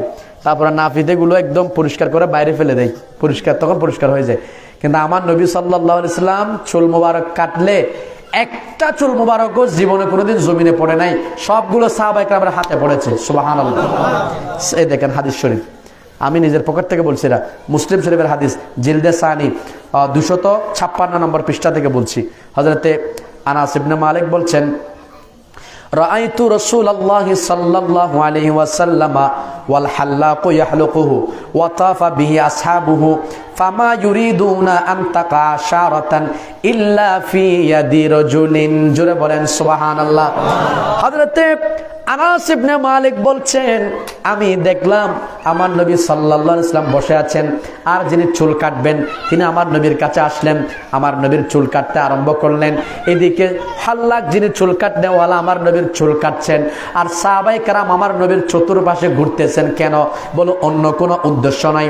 ফামা ইউরিদুনা, তাদের অন্য কোনো চাওয়া নাই, একটাই চাওয়া, আনতাকা শারাতান, রাসূল পাকের এই চুলটা যে পড়বে এটা অন্য কোথায় পড়বে না, কোথায় পড়বে? ইল্লা ফি ইয়াদি রাজুলিন, রাসূল পাকের আশেপাশে যে সাহাবায়ে কেরামগণ আছেন, যাতে চুলটা পড়লে যে কোনো একজন সাহাবায়ে কেরামের হাতের মধ্যে পড়ে। সুবহানাল্লাহ। তো হাতে পড়লে কি হতো? যে চুল আমার নবীর কোন সাহাবী পেতেন, ওনার আওলাদকে ডাকতেন, এ আমার বাবা শোনো, রসুল পাকের চুল মোবারক আমি পেলাম, এটা আমি তোমাকে দিলাম, এটা তুমি নাও। আমি যখন ইন্তেকাল করব, দুনিয়া থেকে চলে যাব, আমি দুনিয়া থেকে চলে যাওয়ার পর আমাকে দাফন করার সময় রসুল পাকের এই চুল মোবারক তুমি আমাকে আমার কাফনের সাথে দিবে। এই চুল মোবারকের উসিলায় আল্লাহ আমাকে জান্নাতি বানিয়ে দিবে। সুবহানাল্লাহ। সাহাবায়ে কেরাম রসুল পাকের চুল মোবারকের তাজিম করছেন কিনা? তো যদি চুল মুবারকের এরকম তাজিম করেন, তো রসুল পাককে কিরকম তাজিম করেছেন? সুবহানাল্লাহ। কিরকম তাজিম করেছে শুনবেন। এখন আপনারা মাহফিলে বসে আছেন না, গরম লাগতেছে, গরম লাগলে আমারও তো লাগতেছে, আমি কি গাম মুছতেছি, ঠিক না? তা আপনাদের গরম লাগলে একটু বাতাসের জন্য নড়াচড়া করতেছেন না? কিংবা একটু জায়গা করার জন্য নড়াচড়া করতেছেন। কত ধরনের নড়াচড়া আছে। কিন্তু সাহাবায়ে কেরামের মজলিস কেমন ছিল জানেন? আমার নবীর মজলিসের মধ্যে সাহাবায়ে কেরাম এমন ভাবে বসতেন যেন তাদের মাথার উপর পাখি বসে আছে। আচ্ছা, মানুষ নড়াচড়া করলে পাখি বসবে? তো সাহাবায়ে কেরাম আমার নবীর দরবারে এমন ভাবে বসতেন যেন তাদের মাথার উপর পাখি এসে বসে আছে, একটু নড়াচড়া করলে পাখি উড়ে যাবে। এমন আদব নিয়ে নবীর দরবারে বসতেন। একটু জোরে বলেন না সুবহানাল্লাহ। তো এই জন্য হয়তো তারা সাহাবী হয়েছেন। আর আমার নবী সাহাবায়ে কেরামকে আল্লাহ সেভাবে বাছাই করেছেন। পৃথিবীর তারা আম মানুষ নয়, তারা সাহাবায়ে কেরাম। এজন্য তো আমার নবী বলছেন, আল্লাহ আল্লাহ ফিয়া সাহাবী, খবরদার তোমাদেরকে আমি আমার সাহাবায়ে কেরাম সম্পর্কে বলছি, তোমরা আমার সাহাবায়ে কেরাম সম্পর্কে আল্লাহকে ভয় করো। আমার সাহাবায়ে কেরাম আল্লাহর রাস্তায় সামান্য যেটা দান করবে, সেটার বিনিময়ে যদি তোমরা উহুদ পাহাড় পরিমাণ স্বর্ণও যদি আল্লাহর রাস্তায় দান করো, আমার সাহাবায়ে কেরামের তুলনায় সেটা কম হবে। জোরে বলেন সুবহানাল্লাহ। সাহাবায়ে কেরাম এক মুষ্টি আটা, এক মুষ্টি জব আল্লাহ রাস্তায় দান করা, আমরা আল্লাহ রাস্তায় উহুদ পাহাড় পরিমাণ স্বর্ণ দিলেও সেটা ওই এক মুষ্টি গম থেকেও এটা আল্লাহর দরবার আরো কম হবে। সাহাবায়ে কেরামের মর্যাদা আল্লাহর দরবারে এত বেশি। জোরে বলেন না সুবহানাল্লাহ। তাহলে কি বললাম? সাহাবায়ে কেরাম আমার নবীর চুল পেলে সেটাকে সংরক্ষণ করতেন, নিজের সন্তানকে বলতেন, আওলাদকে ওসিয়ত করতেন, আমরা যখন মারা যাব আমাদের কাফনের সাথে এটা দিবা। একটা হাদিস বললাম, আর একটা হাদিস আপনাদেরকে শোনাচ্ছি। এটা হচ্ছে একজন যিনি বর্ণনাকারী, তিনি হচ্ছেন হযরত আনাস ইবনে মালিক রাদিয়াল্লাহু আনহু। তিনি বলছেন, আন্নান নবিয়্যা সাল্লাল্লাহু আলাইহি ওয়াসাল্লাম আতা বিমিনান। হাদিস শোনেন, আমার নবী মিনায় আসলেন মুজদালিফায়। সেখানে আমার নবী যা হজের কার্যক্রম সেটা সম্পন্ন করলেন। এরপর আমার নবী গেলেন জমরায় ওকাবায়। সেখানে গিয়ে আমার নবী পাথর নিক্ষেপ করলেন। এগুলো হজের অধ্যায়ের মধ্যে আছে, আমি সংক্ষেপ করছি যেহেতু আমার আলোচনা সেদিকে নয়, যেটা বলা সেটা বলছি শুনেন। পাথর নিক্ষেপ করলেন। এরপর আমার নবী নিজের কামরার মধ্যে, যেখানে আমার নবী তাঁবু টেকেছেন, সেটার মধ্যে আমার নবী এসে বসলেন। এরপরে যিনি আমার নবীর চুল কাটবেন তাকে ডাকালেন। তিনি আসলেন, আমার নবীর ডান পাশের চুলগুলো কাটার জন্য বললেন। আমার নবীর ডান পাশের চুলগুলো কাটা হলো। এই চুলগুলো কাটার পর, এটা হযরত আনাস বলছেন। এই হাদিস কোথায় আছে আপনাদেরকে আমি সেটাও বলছি। বুখারী শরীফের মধ্যে হাদিস আছে, মুসলিম শরীফের মধ্যে আছে, এবং বিশেষ করে আমাদের দেশের মধ্যে সবচেয়ে যেটা প্রসিদ্ধ, প্রত্যেক মাদ্রাসায় পড়ানো হয়, এমনকি 9-10 মধ্যে যে কিতাব পড়ানো হয় মিশকাত শরীফ, সেখানের মধ্যে হাদিস শরীফ আছে। আমার নবী সাল্লাল্লাহু আলাইহি ওয়াসাল্লামের সম্পর্কে হযরত আনাস ইবনে মালিক বলছেন, আমার নবীর চুল কাটার জন্য হাল্লাক, যিনি চুল কাটবেন তাকে ডাকালেন। আমার নবী ডান পাশের চুল কাটালেন। ডান পাশের চুলগুলো নিয়ে আমার নবী হযরত আবু তালহা আনসারীর হাতে দিলেন। সুবহানাল্লাহ বলেন। কার হাতে দিলেন? আবু তালহা আনসারী রাদিয়াল্লাহু তাআলা। শুনেন, শেষ করি। এরপরে আমার নবী বাম পাশের গুলো কাটালেন, অর্থাৎ আমার নবী হলক করতেছেন হজের পরে। অনেক লম্বা কথা, সেদিকে যাচ্ছি না, আমার শুধুমাত্র উদ্দেশ্য এখানে চুল মুবারক। তো সেই চুল মুবারক গুলো নিয়ে আমার নবী হযরত আবু তালহা আনসারী রাদিয়াল্লাহু তাআলা হাতে দিলেন। এবার আমার নবী বললেন, এ আবু তালহা আনসারী, আমি তোমাকে তো চুল মুবারক গুলো দিলাম, এবার তোমার কাজ হবে আমার চুল মুবারক যা তুমি পেয়েছো, আমার সাহাবায়ে কেরাম যারা এখানে আশেপাশে আছে প্রত্যেককে তুমি এই চুল মুবারক গুলো বন্টন করে দাও। সুবহানাল্লাহ। এই চুলগুলো কি করে দাও? বন্টন করে দাও। এখান থেকে আসছে তবরুক, বুজুর্গানে দিনের তবরুক। আপনারা জানেন যে সমস্ত পানি, মনে করেন এটা তো আমি খাইছি, আমি সাধারণ মানুষ, কিন্তু এই পানি যদি আমাদের হুজুর কেবলা খাইতেন, আল্লামা সৈয়দ মোহাম্মদ তাহের শাহ মুদ্দাজিল্লুল আলী যদি এই পানি খেতেন, এটার দাম বেড়ে যেত না? এটা তবরুক হয়ে যায়, ঠিক কিনা? তো আমার নবী সাল্লাল্লাহু আলাইহি ওয়াসাল্লামের চুল মুবারক, এটা সাহাবায়ে কেরামের জন্য বড় নিয়ামত ছিল। সাহাবায়ে কেরামকে আমার নবী নিজে বলেছেন, এগুলো কি করো? বন্টন করো। তাহলে এখান থেকে বোঝা যায় এই যে রসুল পাকের চুল মুবারক নিয়ামত, এটা বন্টন করা, এখান থেকে বরকত হাসিল করা, এটার অনুমতি স্বয়ং আল্লাহর পেয়ারা রসুল দিয়েছেন। জুড়ে বলেন সুবহানাল্লাহ। এখন আমাদের দেশে তবরুককে বেদাত বলে আছে না? মাজার শরীফের গিলাপ, এটা সাধারণ গিলাপ নয়, এটা যখন মাজারের সাথে লেগেছে এটার মর্যাদা বেড়ে গেছে। জোরে বলেন সুবহানাল্লাহ। কাবা শরীফের গিলাপ, ঠিক না? আমি যেটা কাপড় পরেছি, আমার কাপড়ও কাপড়, কিন্তু কাবা শরীফে যেটা আছে এটা কাপড়, যদিও বা সেটাকে আমরা কাপড় বলি না, কি বলি? গিলাফ বলি। কেন? বলে এটা যেহেতু কাবার সাথে লেগেছে, এটার সাধারণ কাপড় নাই, এটা এখন গিলাফ হয়ে গেছে। জোরে বলেন সুবহানাল্লাহ। তারপর কি কোরআন শরীফের মধ্যে কি আছে? জুরদান আছে না? এটাও তো সাধারণ কাপড়, কিন্তু যখন কোরআন শরীফের সাথে লেগেছে এটা কি আর কেউ কাপড় বলে? কি বলে? জোরে বলেন না, কি বলে? জুরদান। এটার মধ্যে একটা পা লাগলে সালাম করে, বলে কিরে এই কাপড়টা এতক্ষণ আমার পায়ে লাগছে, কেউ সালাম করে নাই। বলে আমার কাপড় আর কোরআন শরীফের কাপড় অনেক বেশ কম আছে, যেহেতু এই কাপড় কোরআন শরীফের সাথে লেগেছে, এটার মর্যাদা বেড়ে গেছে, এটার সাথে পা লাগলে সালাম করতে হয়। সুবহানাল্লাহ। যে কাপড় কাবা শরীফের সাথে লেগেছে সাধারণ কাপড় নয়, এটা গিলাফে কাবা হয়ে গেছে, সুতরাং এটা এখন মিউজিয়ামের মধ্যে রাখতে হবে, জাদুঘরের মধ্যে সংরক্ষণ করতে হবে, কারণ এটা এখন সাধারণ কাপড় নাই, এটা কাবা শরীফের সাথে লাগার কারণে বড় দামি হয়ে গেছে। সুবহানাল্লাহ। এখন যদি বলি কাবা শরীফ তো পবিত্র হয়েছে আমার নবীর কারণে। সুবহানাল্লাহ। ছোট করে বলেন কাবা শরীফ পবিত্র হয়েছে আমার নবীর কারণে না? আমার পাশে হুজুর আছেন, এদিকে হুজুর আছেন, এদিকে হুজুর আছেন, আলহামদুলিল্লাহ। একটা বন্দনা আপনাদেরকে বলি, এটা আমি বারবার বলি, তারপরে প্রাসঙ্গিক আসছে বলছি। কাবাকে পবিত্র করেছেন আমার নবী। সিরাতে হালবিয়ার মধ্যে আছে, আমার নবী যেদিন তশরিফ এনেছেন মা আমাদের হুজরায়, সেদিন কাবা শরীফ আমার নবীর হুজরার দিকে ঝুঁকে পড়েছেন। সুবহানাল্লাহ। কেন? খানায়ে কাবা বুঝতে পেরেছে আমার ভিতর আজকে এই মক্কার কাফেররা মূর্তি ঢুকাইছে। কয়টা মূর্তি ছিল? 360টা মূর্তি। কোথায়? কাবা শরীফের ভিতরে। যে কাবার আজকে আমরা তাওয়াফ করতেছি, এটাকে তারা নাপাক বানিয়ে ফেলেছিল, মূর্তি ঢুকাইছিল। খানায়ে কাবা বলছে আমি আজকে নাপাক হয়ে গেছি, আমাকে পাক করবেন যিনি, তিনি তশরিফ এনেছেন, সুতরাং তিনি যেদিকে এসেছেন সেদিকে আমি সেজদা করতেছি। সুবহানাল্লাহ। কারণ কাবাই বুঝেছে আমাকে পাক করনেওয়ালা, পবিত্র করনেওয়ালা দুনিয়ার মধ্যে তশরিফ এনেছেন। সুবহানাল্লাহ। আমি সময় সংক্ষেপে দিকে যাচ্ছি না। তো আবার দেখেন আমার নবী কেমনে পবিত্র করেছেন। 8ম হিজরি মক্কা বিজয় হওয়ার পর আমার নবী সাল্লাল্লাহু আলাইহি সাল্লাম মক্কা শরীফের ভিতরে যত মূর্তি ছিল সবগুলো বের করে দিয়েছেন, কাবাকে পবিত্র করেছেন। তো কাবা সেটা 40 বছর পূর্বে, প্রায় 48 বছর না আরো বেশি হবে না, কারণ এখানে ছিল আরো কয় বছর, মক্কা শরীফে ছিলেন প্রায় আপনার 10 বছর, 13 বছর। এরপরে ওখানে ছিল আরো কত, 10 বছর। তাইলে 8 বছর পরে, মানে 8ম হিজরির মধ্যে এসেছেন। প্রায় আপনার 60 বছর বা 61 বছর পর্যন্ত, 61 বছর আগে আমার নবী যে তশরিফ এনেছেন, কাবা শরীফ বুঝে গেছেন যে আমাকে একদিন না একদিন এই নবী পবিত্র করবেন, সুতরাং এই নবীর দিকে আমি একটু সেজদা করে নবীকে একটু সম্মান জানাই। জোরে বলেন সুবহানাল্লাহ। তো কাবা শরীফ আমার নবীকে সেজদা করেছেন। কাবা শরীফ, কাবার গিলাফ, তো কাবার মধ্যে গিলাফ লাগলে এটা দামি হয়ে যায়। তো যে কাবা হয়েছে আমার নবীর কারণে, সেই নবীর চুল মোবারকের দাম কম না নাকি বেশি? শুধু বেশি দে নয়, আরে ওলামায়ে কেরাম বলছেন, আমার কথা তো একটার থেকে একটা আসতেছে, এরকম বলতে গেলে আমি সারা রাত বলতে পারবো, কারণ এটা নবীর শান। নবীর শান বলতে গেলে জীবনে শেষ হবে না, শানের উপর শান চলবে। কিন্তু যাদের ভিতরে ইমান আছে তারা স্বাদ পাবে, যাদের ভিতরে ইমান নাই, ইমানের ভিতরে জন্ডিস ঢুকে গেছে, আরে যার ভিতরে জ্বর হয়েছে বিরিয়ানি খাইতে পারবে? মজা লাগবে? বিরিয়ানি নয়, একেবারে দুনিয়ার সমস্ত মিষ্টি তার মুখের মধ্যে দিলে কি লাগবে? তিতা লাগবে, জ্বরের কারণে। তো যার ইমানের ভিতরে জ্বর চলে আসছে, সে ইমানের স্বাদ পাবে? তো নবীর স্বাদ পাওয়ার জন্য ইমান লাগবে, যার ভিতরে ইমান নাই সে স্বাদ পাবে না।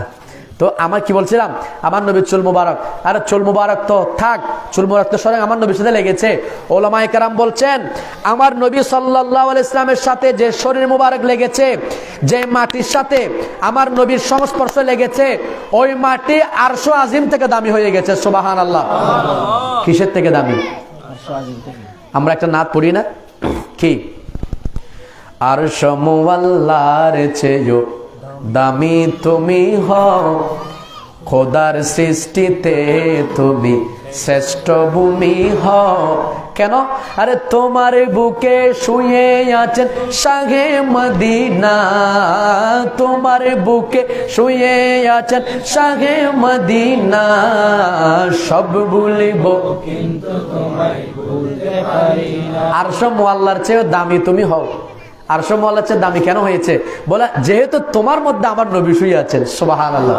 তো নবীর শরীর মোবারক লাগার কারণে যদি মাটির দাম আরশ আজিমের থেকে বেড়ে যায়, তো যে চুল মোবারক আমার নবীর সাথে লেগে আছে, তো এগুলো কি আরশ মুআল্লা থেকে কম নাকি বেশি? এই জন্য এই চুল মোবারক সাহাবায়ে কেরাম জীবনে কোনোদিন মাটিতে পড়তে দেন নাই, সাহাবায়ে কেরাম নিজেদের হাতে নিয়ে নিয়েছেন। সুবহানাল্লাহ। আসেন, একটা তো বললাম, এবার আসেন আরেকটা বর্ণনা শুনেন। আমার নবী সাল্লাল্লাহু আলাইহি ওয়াসাল্লামের ব্যাপারে বর্ণিত আছে, উম্মে সালমা রাদিয়াল্লাহু তাআলা আনহা আমার নবীর একজন স্ত্রী। কি নাম? উম্মে সালামা রাদিয়াল্লাহু তাআলা আনহা, আমার নবীর স্ত্রী, আমাদের মা। শুনেন, উম্মুল মুমিনিন উম্মে সালমা রাদিয়াল্লাহু আনহার কাছে আমার নবীর একটা চুল মোবারক ছিল। কি ছিল? আমার কথা বুঝতেছেন বাবারা? কষ্ট হচ্ছে? শেষ করে দিব? আপনাদের কষ্ট হলো বলবেন, আমি শেষ করে দিব। আমার নবীর একটা কি ছিল? চুল মোবারক ছিল। এবার আসেন একটা বর্ণনা শোনেন। হযরত ওসমান ইবনে আব্দুল্লাহ রাদিয়াল্লাহু আনহু বলেন, তিনি তার স্ত্রী সম্পর্কে বলছেন, আমার স্ত্রীর একটা অভ্যাস ছিল, যখন কারো চোখে অসুখ হতো, কারো উপর নজর পড়তো, কারো মুখ দুষ হইতো, এরকম হয় না? আমাদের দেশে আমরা হুজুরদের থেকে পানি নিই কিনা? তো হযরত ওসমান ইবনে আব্দুল্লাহ বলছেন, আমার স্ত্রীর একটা অভ্যাস ছিল, যখন কোনো মানুষ অসুস্থ হইতো, কারো চোখে অসুখ হইতো, কিংবা কারো যে কোনো একটা বড় অসুখ দেখাই দিত, তো তিনি কি করতেন? আমাকে একটা বাটি দিতেন। একটা কি দিতেন? বাটি। বাটির মধ্যে পানি দিতেন। বাটির মধ্যে কি দিতেন? পানি। আর পানি দিয়ে আমাকে বলতেন, দ্রুত যাও, আমার নবীর বিবি হযরত উম্মে সালমা রাদিয়াল্লাহু তাআলা আনহার কাছে চলে যাও। সুবহানাল্লাহ। কেন যাইতেন? শুনেন, শুনলে বুঝবেন। হযরতে ওসমান বিন আব্দুল্লাহ বলছেন, আমার স্ত্রী একদিন আমাকে একটা বাটির মধ্যে পানি দিয়ে বললেন, ওগো স্বামী, দেরি করবেন না, তাড়াতাড়ি যান, হযরতে উম্মুল মুমিনিন উম্মে সালমা রাদিয়াল্লাহু তাআলা আনহার কাছে যান। তার কাছে গিয়ে বাটিটা দিয়ে, তার কাছে একটা আমার নবীর চুল মুবারক আছে, সেই চুল মুবারক ভিজিয়ে একটু পানি নিয়ে আসেন।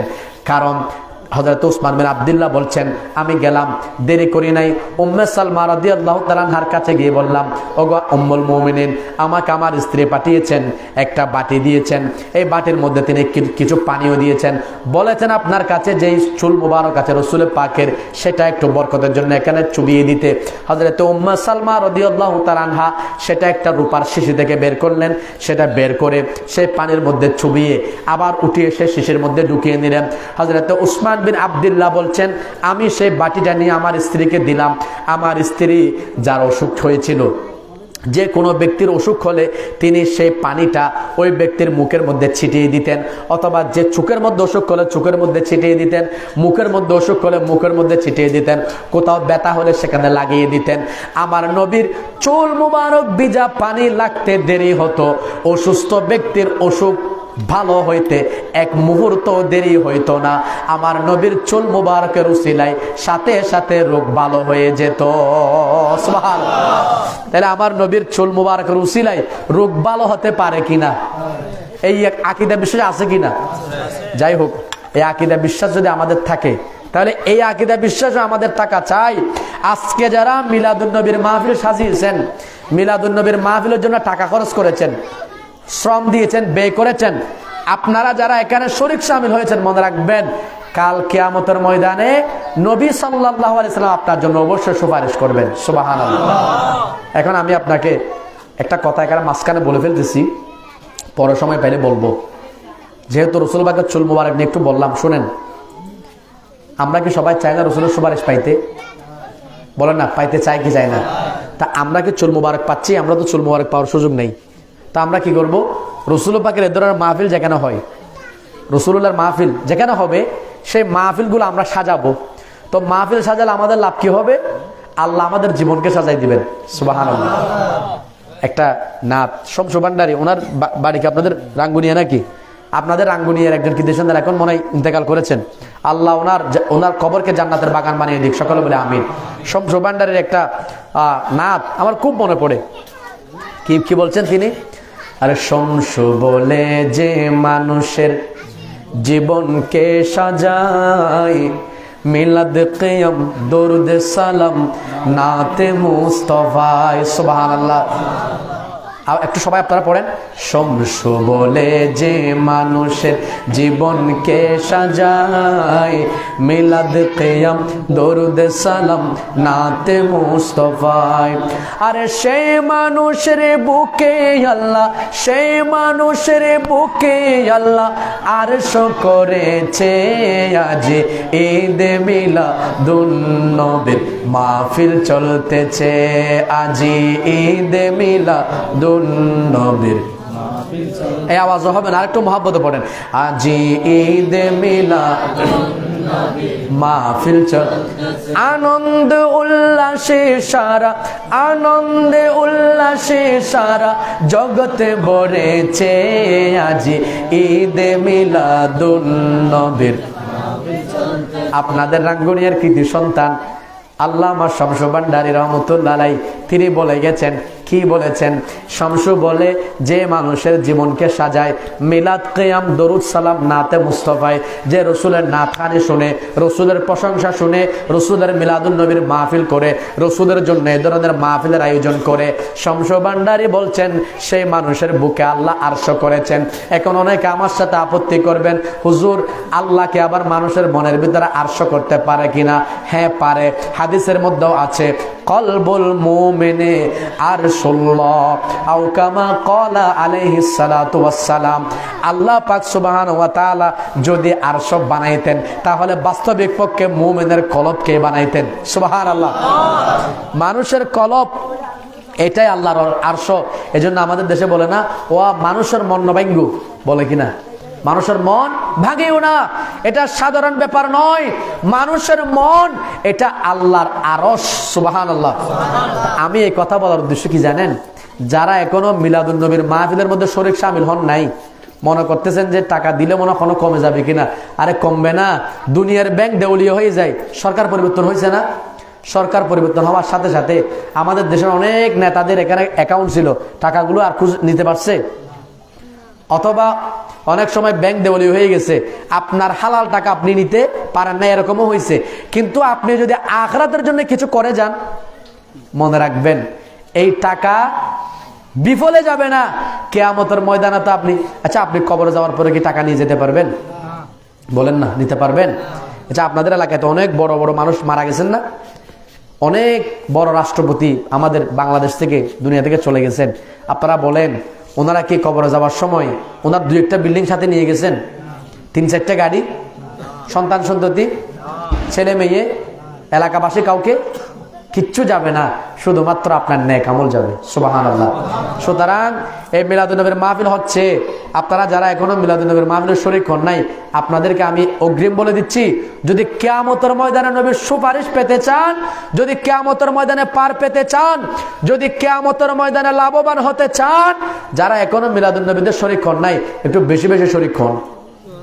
আল্লাহ আমাদেরকে হওয়ার তৌফিক দান করুন সকলে বলে আমিন। এখানে আরেকটা কথা বলে, আমাদের মা বোনরা ওনারা বলবে যে হুজুরের মনে এগুলো শুধু যারা মাহফিলে বলছে তাদেরকে বলতেছে, আমাদেরকে বলেন নাই। মা বোনদেরকে বলতেছি, আপনাদেরকে আরো বেশি দিতে হবে। কেন জানেন? শোনেন, আমার নবী দুনিয়াতে যখন তশরিফ এনেছেন, আপনারা জানেন এর আগে কোন নারী পৃথিবীতে জন্মগ্রহণ করতে পারত? জন্মগ্রহণ করলে কি করত? জীবন্ত দাফন করত। এই জীবন্ত নারীকে দাফন করা থেকে বাঁচিয়েছেন কে? একটু জোরে বলেন না, কে? বলতে কি কষ্ট হয়? শিরিকের গন্ধ আসবে। এখন তো অনেকে বলবে বাঁচাইবে কেমনে? বাঁচাইবে তো আল্লাহ। তা আল্লাহ বাঁচাচ্ছেন এটা আমরা জানি। তা এখন যদি আমরা বলি ওয়া মুরগি ডিম দেয়, মুরগি ডিম দেয় না, তা এখন উজুরকে বলবেন তো ডিম তো মুরগি দেয় না, আল্লাহ দিছে। তো এখন উজুর বলে যে মুরগি ডিম দেয়, তাহলে এটা তো শিরিক হয়ে যাবে। হ্যাঁ, ওদের মেঘ বৃষ্টি দেয়, আচ্ছা বৃষ্টিকে মেঘ দেয় নাকি আল্লাহ দেয়? গাভী দুধ দেয়, তো দুধ, আচ্ছা দুধ কি গাভী দেয় নাকি আল্লাহর দেওয়া প্রদত্ত ক্ষমতা বলে দেয়? তো এগুলো তো আমরা বুঝি। এখন আমাদের দেশের হুজুররা এগুলো নিয়ে বাড়াবাড়ি করে, নবী বাঁচাইছে বললে, তরাইছে বললে, এগুলো নিয়ে এখন বেদাতের ফতোয়া। তো মুরগি ডিম দিলে তখন কেন শিরিক হয় না? তার মানে মুরগিরটা মানবে, মুরগিরটা মানবে, নবীরটা মানবে না। জোরে বলি না নাউজুবিল্লাহ। এগুলো আসলে কি খাই বড় হয়েছে আল্লাহ জানে। বলতেও খারাপ লাগে, কি করতাম।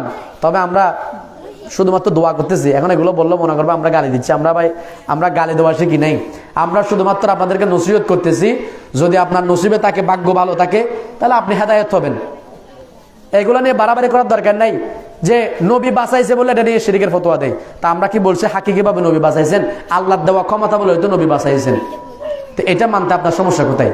আচ্ছা আপনারা সবাই একটু ঈমান তাজা করেন, বলেন নবী বাঁচানে ওয়ালা, নবী তারানে ওয়ালা। আর মুহাব্বতের আওয়াজে বলেন নবী বাঁচানে ওয়ালা, নবী তারানে ওয়ালা। প্রাণের চেয়েও প্রিয় তাই, প্রাণের চেয়েও প্রিয় তাই নবীকে জানুন। ভালো যতই বাসতে হয় নবীকে বাসন, ভালো যতই বাসতে হয় নবীকে বাসন। যারা বলেন সুবহানাল্লাহ। আমরা নবীকে ভালোবাসতে পারবো কিনা? নবীকে ভালোবাসলে লাভ নবীর নাকি আমার? জোরে বলেন না কার? একটা কথা আপনাদেরকে বলি। আচ্ছা, আপনাদের দুধপুকুরের মানুষ, আপনারা সবাই মিলে যে জুট বাঁধেন কালকে সকালে উঠে খন হুজুরের কথা মানতেম ন, আর ব্যাগগুনে মিলে এখন জুট গজুম কি জুট? আমরা কেউ আগামীকাল থেকে নবীর কোনো দরুদ পড়বো না, যে নবীর কোনো ক্ষতি হবে? আওয়াজ করে বলেন না, ক্ষতি হবে? আচ্ছা, আপনারা বলেন না আমরা মনে হয় শুধুমাত্র দুধপুকুরের মানুষ হলে একটু ক্ষতি কম হবে। না, গুড়া এটা কি নাম যাবো, ফদুয়ানে গোড়া ফদুয়ার মানুষ সবাই মিলে আমরা জুট বাঁধবো, নবীর ক্ষতি হবে? ফদুয়া নয়, রাঙ্গুনিয়া নয়, চট্টগ্রাম নয়, বাংলাদেশ নয়, আরে নয়, গোটা বিশ্বের মানুষ সবাই মিলে যদি জুট বাঁধে, যদি সবাই মিলে বলে নবীর গুণগান করব না, নবীর দরুদ পড়বো না, শুনে রাখো নবীর কোনো ক্ষতি হবে না, ক্ষতি আমার হবে। ঠিক না বেঠিক? নবীর দরুদ পড়ার মাধ্যমে নবীর শান বাড়তেছে না, শান আমার বাড়তেছে। পড়তেছি দরুদ, নবীর সওয়াব হচ্ছে আমার, সুপারিশ করবে নবী আমার জন্য। জোরে বলেন সুবহানাল্লাহ। আশেপাশে আওয়াজ হচ্ছে, আমাদের ভলান্টিয়ার ভাইয়ের একটু দেখবেন। আমি আপনাদেরকে আগেও বলেছি, আমার কানে আওয়াজ আসলে আমি কথা বলতে পারি না, এগুলো একটু আপনারা খেয়াল রাখবেন। ছোট বাচ্চাদের আওয়াজ এবং আশেপাশ থেকে যাতে কোনো আওয়াজ না আসে। মিলাদুন নবীর মাহফিল, এটার ইজ্জত রক্ষা করে, এটা আমাদের সবার দায়িত্ব। আল্লাহ কবুল করুক, সকলে বলে আমিন। কথা লম্বা হচ্ছে, আমি কোথায় দিয়ে গেছি মনে আছে? রসুল পাকের চুল মুবারক, রসুল পাকের চুল মুবারক, এটা অত্যন্ত দামি জিনিস। এজন্য সাহাবায়ে কেরাম জীবনে কোনোদিন মাটিতে পড়তে দেন নাই। সুবহানাল্লাহ। আসেন, যে কথা বলতে চেয়েছিলাম, আমার নবীর চুল মুবারকের ভেজা পানি যদি শেফা হতে পারে, তা আমার নবী শেফা দিতে পারে কিনা? জোরে বলেন না, পারে কিনা? এটা কি নিজের দেওয়া ক্ষমতা বলে নাকি আল্লাহর দেওয়া ক্ষমতা বলে? তা আল্লাহর দেওয়া ক্ষমতা বলে পারলে আপনার কেন ক্ষতি? আপনি কেন রাগান্বিত হচ্ছেন? আপনার কেন খারাপ লাগতেছে? এই জন্যই তো আমরা বলি যে খাকে শেফার, আমরা বলি না খাকে শেফার অধিকারী তোমায় করেছেন। এর আগে কি আছে? জান্নাতের বাগান তোমায় নবী বলেছেন, খাকে শেফার অধিকারী তোমায় করেছেন। ঠিক কিনা? কেন? আরে তোমার বুকে শুয়ে আছেন শাহে মদিনা, তোমার বুকে শুয়ে আছেন শাহে মদিনা, সব ভুলেব কিন্তু তোমায় না, সব ভুলিব। এরকম বলতে গেলে বাবা নবীর শান সারা রাত বলা যাবে। আমি আমার আলোচনা গুছাতে হবে, লম্বা করব না। কয়টা বাজতেছে বাবা একটু দেখেন? 11:30 হয়ে গেছে, আমার এখন গুছাতে হবে। আসেন আমি আর একটু কথা বলে শেষ করব। হযরতে কিরে 12টা বাজে যাচ্ছে, মাশাআল্লাহ 12টা বাজে যাচ্ছে। যাই হোক, আমার কথা শেষ করতে হবে, শেষের দিকে কেন না এখন? আচ্ছা আসেন, রসুল পাকের চুল মুবারক নিয়ে একটু বলছিলাম, আরেকটা কথা বলি। হযরতে খালিদ বিন ওয়ালিদ, ওনার কথা আপনারা শুনেছেন। ওনাকে বলা হয় সাইফুন মিন সুয়ুফিল্লাহ। কি বলা হয়? সাইফুন মিন সুয়ুফিল্লাহ, আল্লাহর একটি তরবারি। জোরে বলেন সুবহানাল্লাহ। আল্লাহর তরবারি, এটা সোজা কথা। নাকাতুল্লাহ, বাইতুল্লাহ, এগুলোকে এজাফতে তশরিফি বলা হয়। আমার পাশে আলেম ওলামা আছেন, তো যার সাথে এরকম নিসবত ওনার মর্যাদা বেড়ে যায়, তো যার নাম সাইফুল্লাহ, ওনার মর্যাদা আল্লাহর দরবারে কত বেশি। জোরে বলেন না সুবহানাল্লাহ। কিন্তু উনি যুদ্ধের মধ্যে বিজয় হইতেন, জীবনে কোনোদিন কোনো যুদ্ধের মধ্যে পরাজয় হন নাই। কিন্তু যুদ্ধের মধ্যে বিজয় হওয়ার কারণ কি জানেন? আমার নবীর চুল মুবারক। জোরে বলেন সুবহানাল্লাহ। আপনারা যে কোনো তারিখের কিতাব খুলেন, সাহাবায়ে কেরামের ইতিহাস যেগুলোর মধ্যে লেখা হয়েছে, বিশেষ করে আল ইসাবা, সেই কিতাবের মধ্যে পাবেন। এবং আমি যে কিতাব থেকে আপনাদেরকে কথাগুলো বলছি, যিকরে জমিল আপনারা খুলবেন, সেখানেও পাবেন। এবং বিভিন্ন হাদিসের কিতাবের মধ্যে এই বর্ণনা এসেছে। হযরতে খালিদ বিন ওয়ালিদ রাদিয়াল্লাহু তাআলা আনহু, তিনার একটা টুপি ছিল, সেই টুপির মধ্যে আমার নবীর চুল মুবারক, সামনের চুল মুবারকের একটা চুল তিনি তার টুপির মধ্যে রেখেছেন। সেই টুপি নিয়ে তিনি যতদিন যুদ্ধ করেছেন, জিহাদ করেছেন, একদিনও তিনি যুদ্ধের মধ্যে পরাজয় বরণ করেন নাই। নবীর চুল মুবারকের উসিলায় আল্লাহ ওনাকে সব সময় যুদ্ধের মধ্যে বিজয় দান করেছে। সুবহানাল্লাহ। কিসের কারণে? নবীর চুল মুবারকের কারণে। এখন আমাদের দেশে উসিলা মানে না, অনেকে আছে না, বলে উসিলা বললে নাকি বেদাত হবে, উসিলা মানলে শিরিক হবে। আসেন এখানে একটা মশলা হল করি। উসিলা মানে মাধ্যম। উসিলা মানে কি? মাধ্যম। এগুলো তো আমরা আমাদের সময়ের মধ্যে অ্যাভেলেবল করতেছি, এগুলো বাদ দেন। আপনারা সাধারণ মানুষ, আপনাদেরকে বোঝার জন্য বলি। আমরা যদি 2 তলায় উঠি, কি লাগবে? হয়তো সিঁড়ি নয়তো লিফট, যে কোনো একটা লাগবে কিনা? তাহলে উপর উঠার জন্য কি লাগে? মাধ্যম লাগে। কিন্তু মনে রাখবেন, নামার জন্য কিন্তু মাধ্যমের দরকার নেই। আপনি স্যার লাভ দিয়ে নামে যেতে পারবেন, আপনি মরলেও কি। তো যখন নামবেন, মাধ্যম ছাড়া নামবেন, মরেও যেতে পারেন। কিন্তু মাধ্যম ছাড়া উঠতেও পারবেন না। আপনার কাছে কি বেলায়েতের ক্ষমতা আছে? কেমনে উঠবেন? বা যাদের বেলায়েতের ক্ষমতা আছে ওরা উঠতে পারবেন, এটা ভিন্ন ব্যাপার। এমনি সাধারণ মানুষ 2 তলায় উঠতে পারবে? 3 তলায়, 4 তলায়? আরে যেখানে 2 তলায় উঠতে পারবে, 3 তলায় কেমনে উঠবে? সিঁড়ি লাগবে কিনা? এই সিঁড়ি এটা মাধ্যম, সেটা এটা কি? তো যেখানে 2 তলায় উঠার জন্য আপনার মাধ্যম লাগতেছে, তা আপনি আল্লাহর সাথে এত সহজে তাল্লুক করতে পারবেন? এই জন্যই তো আল্লাহর ওলিদের সম্পর্ক রাখতে হয়। আল্লাহর ওলি হয়ে, আল্লাহর নবী হয়ে আল্লাহ পর্যন্ত পৌঁছতে হবে। সুবহানাল্লাহ। এটাও কিন্তু আমাদের হুজুররা বুঝে নাই, তবে এটা কিন্তু আমাদের দেশের জাতীয় কবি কাজী নজরুল ইসলাম বুঝেছেন। সুবহানাল্লাহ। একটু বলবো, সময় আছে আপনাদের? শুনতে পারবেন? আবার হনা আল্লাহর মধ্যে গুসাদুস ওইতে লাগবেন নি কি হুজুর গাইনে বাজে মাইক ফাইয়ে নসার রেলে হবেন না? হন তাহলে ঠিক আছে। আপনি শুনেন কবি নজরুল ইসলাম কি বলেছেন, একটু মনোযোগ। রাসূল নামে রশি ধরে যেতে হবে খুদার ঘরে,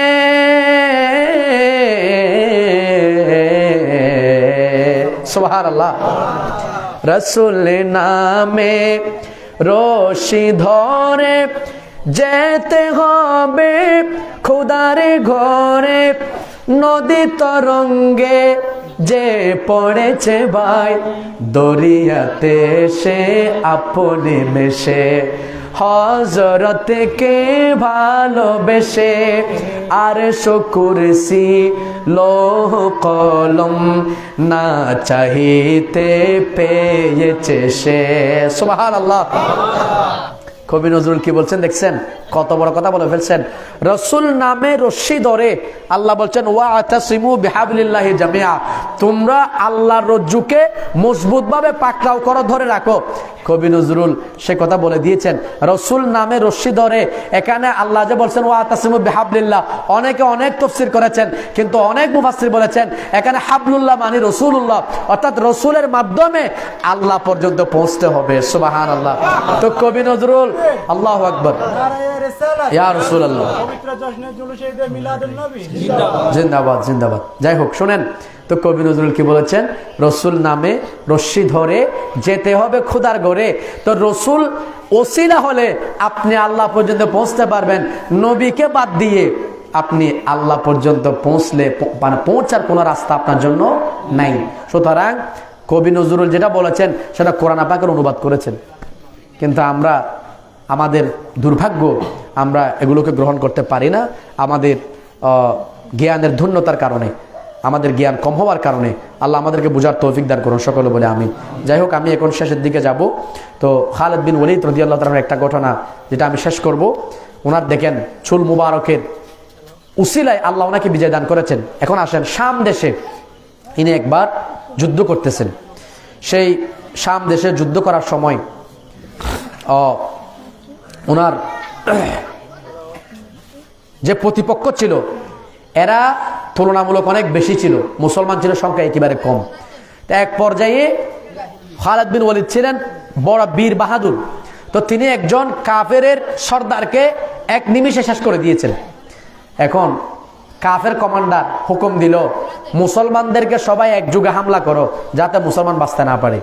এখন চতুর্পাশে মুসলমানকে ঘেরাও করে ফেলছে, বাঁচার কোনো পথ। এখন হযরতে খালিদ বিন ওয়ালিদের সাথে ছিলেন ওনার নাম ছিল রাফে ইবনে ওমর তাই রাদিয়াল্লাহু তাআলা আনহু। বলেন রাফে ইবনে ওমর তাই, তাবি নয় কি, তাই রাদিয়াল্লাহু তাআলা আনহু। তিনি বলছেন, হুজুর আজকে আমাদের জীবন শেষ, আমরা আর বাঁচতে পারবো না। তখন খালিদ বিন ওয়ালিদও বললেন, তুমি ঠিক বলেছ, আজকে আমাদের আর বাঁচার কোনো সুযোগ নাই। কারণ আমি এতদিন পর্যন্ত যে টুপির কারণে যুদ্ধ বিজয় লাভ করেছি, যেটার মধ্যে আমার নবীর চুল মুবারক ছিল, আজকে আমি ভুলক্রমে সেই টুপি ঘরের মধ্যে ফেলে চলে এসেছি। এখন কঠিন মুহূর্ত। তিনি এতদিন যুদ্ধ বিজয় হয়েছেন কিসের কারণে? টুপির কারণে। টুপির কারণে, টুপির ভিতরে কি আছে? নবীর চুল মুবারকের কারণে। জোরে বলেন সুবহানাল্লাহ। এখন তিনি যখন এই চিন্তার মধ্যে আছেন, তো আপনারা জানেন তো তখনকার যুদ্ধ এখন বিরতিহীন, তখন মাঝে মধ্যে যুদ্ধ বিরতি হইতো। তো হয়তো সন্ধ্যা হয়ে গেছে, যুদ্ধ বিরতি হলো, কিন্তু তারা এখন কাফেরদের গাড়ার মধ্যে বের হওয়ার কোনো সুযোগ নাই। এদিকে রাত্রে আমার নবী সাল্লাল্লাহু আলাইহি ওয়াসাল্লাম হযরতে আবু উবাদা রাদিয়াল্লাহু তাআলাকে স্বপ্ন দেখাচ্ছেন, এরে আবু উবাদা তোমরা ঘুমাচ্ছ, ওদিকে খালিদ বিন ওয়ালিদ এবং তার সৈন্যদলকে কাফেররা ঘেরাও করে ফেলেছে, কি চাইলা? তাদেরকে বাঁচানোর জন্য এগিয়ে যাও। জোরে বলেন সুবহানাল্লাহ। এবার হযরত আবু উবাইদা এলান করলেন, মুসলমানদের মধ্যে ঘোষণা করলেন, এই মুসলমান সৈন্যরা কে কোথায় আছো, সবাই একত্রিত হও, দেরি করিও না, আমাদের মুসলমান ভাইয়েরা বড় সমস্যার মধ্যে পড়ে গেছে, তাড়াতাড়ি চলো, আমরা এখন রওনা হব, আমাদের মুসলমান ভাইদেরকে রক্ষা করতে হবে। সুবহানাল্লাহ। এবং তিনি এই কথা বলে সৈন্যদলকে একত্রিত করে রওনা দিলেন, শাম দেশের দিকে চলতে লাগলেন, যাতে খালিদ বিন ওয়ালিদ এবং তার সাথে যারা সৈন্যবাহিনী আছে তাদেরকে যাতে বাঁচানো যায়, সেজন্য রওনা হলেন। ইতিমধ্যে তিনি দেখতেছেন একজন ব্যক্তি ঘোড়া নিয়ে দ্রুত বেগে দৌড়ে যাচ্ছেন। এটাকে পুরুষ না মহিলা এখনো বোঝার সুযোগ নেই, দ্রুত বেগে যাচ্ছেন।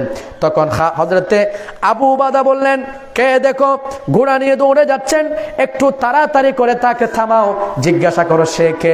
যখন ডাক দেওয়া হলো, এ ঘোড়া আরোহী কে তুমি, একটু দাঁড়াও। বলার সাথে সাথে তিনি দাঁড়িয়ে গেলেন। জিজ্ঞাসা করলেন আবু উবাইদা রাদিয়াল্লাহু তাআলা জিজ্ঞাসা করলেন, বলেন আপনি কে, এত দ্রুত বেগে কেন যাচ্ছেন? তখন তিনি বললেন, আমি অন্য কেউ নয়, আমি হচ্ছি খালিদ বিন ওয়ালিদের স্ত্রী উম্মে তামিম। সুবহানাল্লাহ। বলে আপনি কেন এত দ্রুত বেগে যাচ্ছেন? তিনি এবার বর্ণনা দিচ্ছেন, শুনেন। আপনি যখন বলেছেন খালিদ বিন ওয়ালিদ বড় কঠিন মুসিবতের মধ্যে আছে, কাফেররা ঘেরাও করে ফেলেছে, আপনি যখন এই কথা বলেছেন আমি প্রথমে হাসলাম। এই কারণে হাসলাম কারণ আমি জানি খালিদ বিন ওয়ালিদ জীবনে কোনোদিন কোনো যুদ্ধের মধ্যে পরাজয় হন নাই, আজকেও তিনি পরাজয় হবেন না, কারণ তার সাথে রাসূল পাকের চুল মোবারক আছে। সুবহানাল্লাহ। কিন্তু আমি এই কথা বলার সাথে সাথে দেখলাম, আমার চোখ গেল, আমার ঘরের এক কোণের মধ্যে দেখতে পেলাম যে টুপি পরে তিনি যুদ্ধ করেন, যে টুপির মধ্যে রাসূল পাকের চুল মোবারক আছে, সেই টুপিটা তিনি ভুলে ফেলে চলে গেছেন। সুবহানাল্লাহ। টুপি ভুলে ফেলে চলে গেছেন। তো আপনি কেন যাচ্ছেন? বলে আমি এখন দ্রুত যাচ্ছি যাতে এই টুপিটা খালিদ বিন ওয়ালিদ পর্যন্ত পৌঁছায় দিতে পারে। সুবহানাল্লাহ। কারণ খালিদ বিন ওয়ালিদ যদি এই টুপি পায়, কাফের যদি লক্ষ কোটিও হয়, রাসূল পাকের এই চুল মুবারকের কারণে কোন কাফের খালিদ বিন ওয়ালিদের সামনে টিকতে পারবে না। সুবহানাল্লাহ। ঠিকই দেখা গেল, তারা যখন গেল সেখানে আল্লাহু আকবরের ধ্বনি উঠছে, সব দিক থেকে উঠতেছে আল্লাহু আকবরের ধ্বনি। খালিদ বিন ওয়ালিদ তাকায় দেখতেছেন, আবু উবাইদাও আসলেন, ওনার স্ত্রীও আসলেন সাথে। ওনাকে যখন এই টুপি দেওয়া হলো, তিনি তুমুল যুদ্ধ শুরু করলেন। যুদ্ধের সাথে সাথে সমস্ত কাফের সেখান থেকে পালিয়ে যেতে বাধ্য হয়েছে। সুবহানাল্লাহ। এটা হচ্ছে আমার নবীর চুল মুবারকের বরকত। এখানে আমার কথা শেষ, আমি আর কথা বাড়াচ্ছি না। নবীর প্রেম, নবীর ভালোবাসা, নবীর মহাব্বত যদি অন্তরে জায়গা দিতে পারেন, আপনার অন্তর মরা হলেও আল্লাহ আপনার অন্তরকে জিন্দা করে দিবে। সুবহানাল্লাহ। এই বিশ্বাস আকীদা আমাদের আছে কিনা? সবার আছে? হাত উঠায় দেখান তো, সবাই হাত উঠান। মাশাআল্লাহ, আল্লাহ কবুল করুক, সকলে বলে আমিন। এই বিশ্বাস যদি তাকে শোনেন, আজকে আমাদের ভাইরা মিলাদুন নবীর মাহফিল করেছেন, ঠিক না? আচ্ছা, মিলাদুন নবীর মাহফিল কেমন এমন হয়? এটা এত বড় একটা প্যান্ডেল, মাইকের ব্যবস্থা, স্টেজের ব্যবস্থা, এত সুন্দর করে সাজসজ্জা, এগুলো কি এমন এমন হয়েছে? তাবারকের ব্যবস্থা হয়েছে? তাবারকের ব্যবস্থা হয়েছে। তো এগুলো কি এমনে টাকা খরচ হয়েছে কিনা? তো মিলাদুন নবীর মাহফিল, তা আপনাদেরকে একটু শরীক শামিল হওয়ার দরকার আছে কিনা? একটু সবাই বলেন আছে কিনা? আমি এতক্ষণ পর্যন্ত আপনাদেরকে যা আলোচনা করলাম, আমি আলোচনা কিন্তু অনেক বাকি আছে, আমার কমপক্ষে আরো 4 ঘন্টার আলোচনা বাকি আছে, কিন্তু আপনারা তো বসতে পারবেন না। ইনশাআল্লাহ আল্লাহ আমাকে তৌফিক দিয়েছেন, আমি বলতে পারবো। রাসূল পাকের আলোচনার মধ্যে বসলে সময় কোন দিকে চলে যায় আমার মনে হচ্ছে আমি এখনো মাত্র 15-20 মিনিট আলোচনা করছি, কিন্তু কখন যে 1.5 ঘন্টা হয়ে গেছে আমি বুঝতেও পারি নাই। তো রাসূল পাকের প্রেম ভালোবাসা এটা এরকম, মহাব্বত যদি আপনার ভিতরে ঢুকে যায়, আপনাদের এরকম আমি জানি আপনাদের শুনতে ইচ্ছা করতেছে, কিন্তু সময় বেশি দেরি করা ঠিক হবে না, জন্য আমি শেষ করে দিচ্ছি। আল্লাহ আমাদেরকে আজকের মাহফিল থেকে সবক হাসিল করার তৌফিক দান করুন সকল বলে। আমি এই যে এতক্ষণ আপনারা যে আলোচনা করলাম রাসূল পাকের চুল মুবারকের আলোচনা, আচ্ছা আপনারা বলেন একটা চুল মুবারক যদি আমরা পাইতাম আমাদের কি হইতো? আমাদের জীবন ধন্য হইতো না? আচ্ছা, তো রাসূল পাকের চুল মুবারক রাখলাম, তা আমরা কি চাই না রাসূল পাককে অন্তত একবার আমরা জীবনের স্বপ্ন দেখি? একটু বলেন না, চাই কি চাই না? স্বপ্ন তো দেখে আমরা সবাই চাই, তো যদিও বা আমাদের চোখ সেই রাসূল পাক সাল্লাল্লাহু আলাইহি ওয়াসাল্লামকে দেখার মতো যোগ্যতা রাখি না, এটা যদি অন্তত না হয়, অন্তত আমরা এইটা রাখি কিনা যে কিয়ামতের ময়দানে রাসূল পাক আমাদের জন্য শাফাআত করবেন, এই আশা আমরা রাখি কিনা? তাহলে আজকের এই মাহফিল থেকে আমি দেখতে চাই একজন মানুষ দাঁড়িয়ে বলেন আগামী বছর এই মিলাদুন্নবীর মাহফিল হবে, এই মিলাদুন্নবীর মাহফিলের জন্য আপনারা কে কি দিতে পারবেন? একজন মানুষ আগে প্রথম উঠে দেন যে আমি আগামী বছর মিলাদুন্নবীর মাহফিলের জন্য 10,000 টাকা আমি আমার পক্ষ থেকে দেব। একজন মানুষ যিনি বলবেন আমি আল্লাহর দরবারে দোয়া করব আল্লাহর রাসূলের চুল মুবারকের উসিলায় যাতে কাল কিয়ামতের ময়দানে আল্লাহ তাকে জান্নাতে বানিয়ে দেন। সুবহানাল্লাহ, শুরু হয়ে গেছে, আপনারা ভয় পেয়ে গেছেন। আমি বেশি বলি নাই, কত বলছি? 10,000 টাকা। এরকম কেউ আছেন? একজন মানুষ শুধুমাত্র যিনি বলবেন যে হুজুর আগামী বছর, আমি জানি এটা অত্যন্ত এলাকা, ঠিক আছে, কিন্তু এই বিশ্বাস রাখেন আল্লাহর রাসূলের মাহফিলে যদি আপনি 10,000 টাকা দিতে পারেন, আল্লাহ আপনাকে 10 লাখ টাকা দিতে পারবেন না? এই বিশ্বাস আছে কিনা? এই বিশ্বাস নিয়ে দেন ইনশাআল্লাহ মিলাদুন্নবীর মাহফিল। আমি আপনাকে নিশ্চয় যদি বলতে পারবো মিলাদুন্নবীর মাহফিল থেকে আপনি কখনো শূন্য হাতে ফিরে যাবেন না, আল্লাহ আপনার আশা অবশ্যই পূর্ণ করবেন। একজন মানুষ দেখি প্রতিশ্রুতি দেন, অসুবিধা এখন তো দিতে হচ্ছে না, আপনি দিবেন আর কি, আল্লাহ আপনাকে তৌফিক দিন। আমি তো এখন দিতে বলতেছি না, অন্তত শুধু এতটুকু প্রতিশ্রুতি দেন আগামী বছর মিলাদুন্নবীর মাহফিলের জন্য আমি 10,000 টাকার আমি একটা প্রতিশ্রুতি দিচ্ছি, আমি দিতে না পারলে আমি ব্যবস্থা করে দিব। এরকম একজন মানুষ আমি চাচ্ছি। কেউ নাই? একজন সাহসী মানুষ দিতে না পারলে অন্তত ব্যবস্থা করে দিবেন, কারো থেকে তুলে দিবেন, এরকম কেউ নাই? আরো কমাই দিব। আচ্ছা 5,000 টাকা, 5,000 টাকা কেউ? হ্যাঁ একজন আছে, মাশাআল্লাহ, সবাই বলেন মারহাবা। কেউ নাই? কেমনে হবে? আপনি কি বলতে হবে মিলাদুন্নবীর মাহফিল, এখানে কত মানুষ এসেছেন, কতজনকে আল্লাহ কবুল করেছেন। আচ্ছা একজন ভাই বলেছেন আলহামদুলিল্লাহ, ভাইয়ের নাম মোহাম্মদ সোহেল, আমাদের সোহেল ভাই আগামী বছর পবিত্র জশ্নে ঈদে মিলাদুন্নবী সাল্লাল্লাহু আলাইহি ওয়াসাল্লামের এই মাহফিলের জন্য তিনি 5,000 টাকা দিবেন। সকলে বলি মারহাবা। আল্লাহ পাক ওনার এই মেহেরবানি, ওনার এই দান, ওনার এই মোহাব্বত, ভালোবাসা, নবীর মাহফিলের প্রতি টান, এটা কবুল করুক। কাল কিয়ামতের ময়দানে আল্লাহ তাকে রাসূল পাকের সাথে জান্নাতে বানিয়ে দিক। সকলে বলি আমিন। আপনারা আর কেউ আছেন এই আমার ভাই সোহেল ভাইয়ের মতো এই মোহাব্বত দেখাইতে পারবেন যে এরকম আর কেউ আছেন? আচ্ছা আর একটু নিচে আসেন, এর থেকে কম যারা আপনাদের মতো, আপনারা বলেন, আমি সংখ্যা বলবো না, আপনারা বলবেন, আমি শুধু ঘোষণা করবো কে কত দিতে পারবেন বলেন।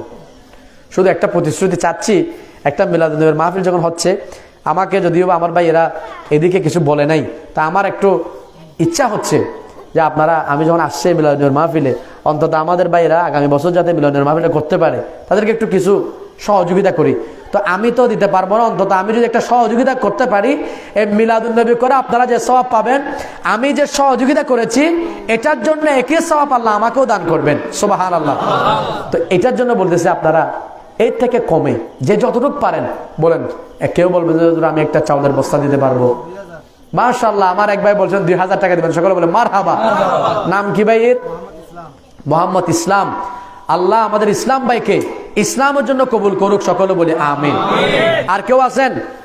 ইসলাম ভাই এবং সোহেল ভাই, ওনারা দুজনের মা বাবা আত্মীয় স্বজন যারা যদি বেঁচে আছেন হায়াতে তৈবা তোমরা দান করুন, আর যদি না থাকেন কবরকে আল্লাহ জান্নাতের বাগিচা বানিয়ে দিক। সকলে বলে আমিন।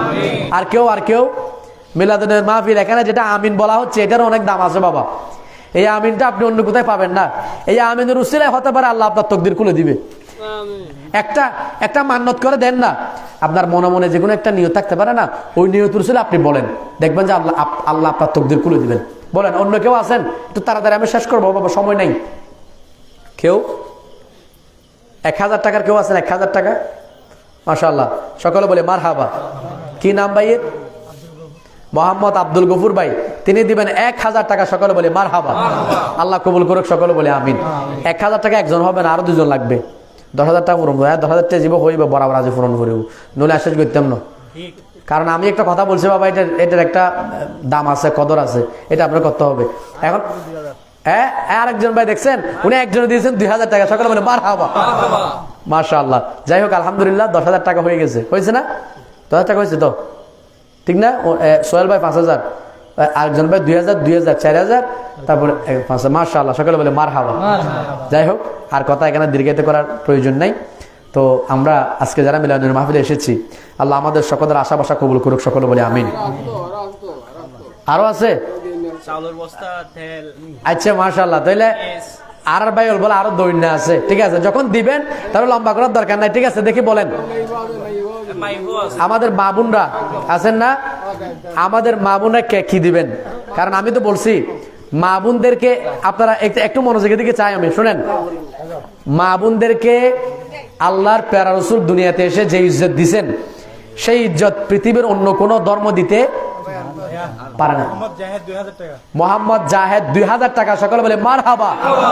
আমার জাহেদ ভাই অত্র মিলাদুন্নবীর মাহফিলের জন্য এগুলা লিখতেছে কেউ? হ্যাঁ, মোহাম্মদ জাহেদ মিলাদুন্নবীর মাহফিলের জন্য আগামী বছর যাতে মিলাদুন্নবীর মাহফিল আরো জাঁকজমক ভাবে হয়, সেজন্য আমার ভাই দিবেন 2000 টাকা, সকলে বলে মারহাবা। আল্লাহ পাক ওনার এই দানকে কবুল করুক, সকলে বলে আমিন।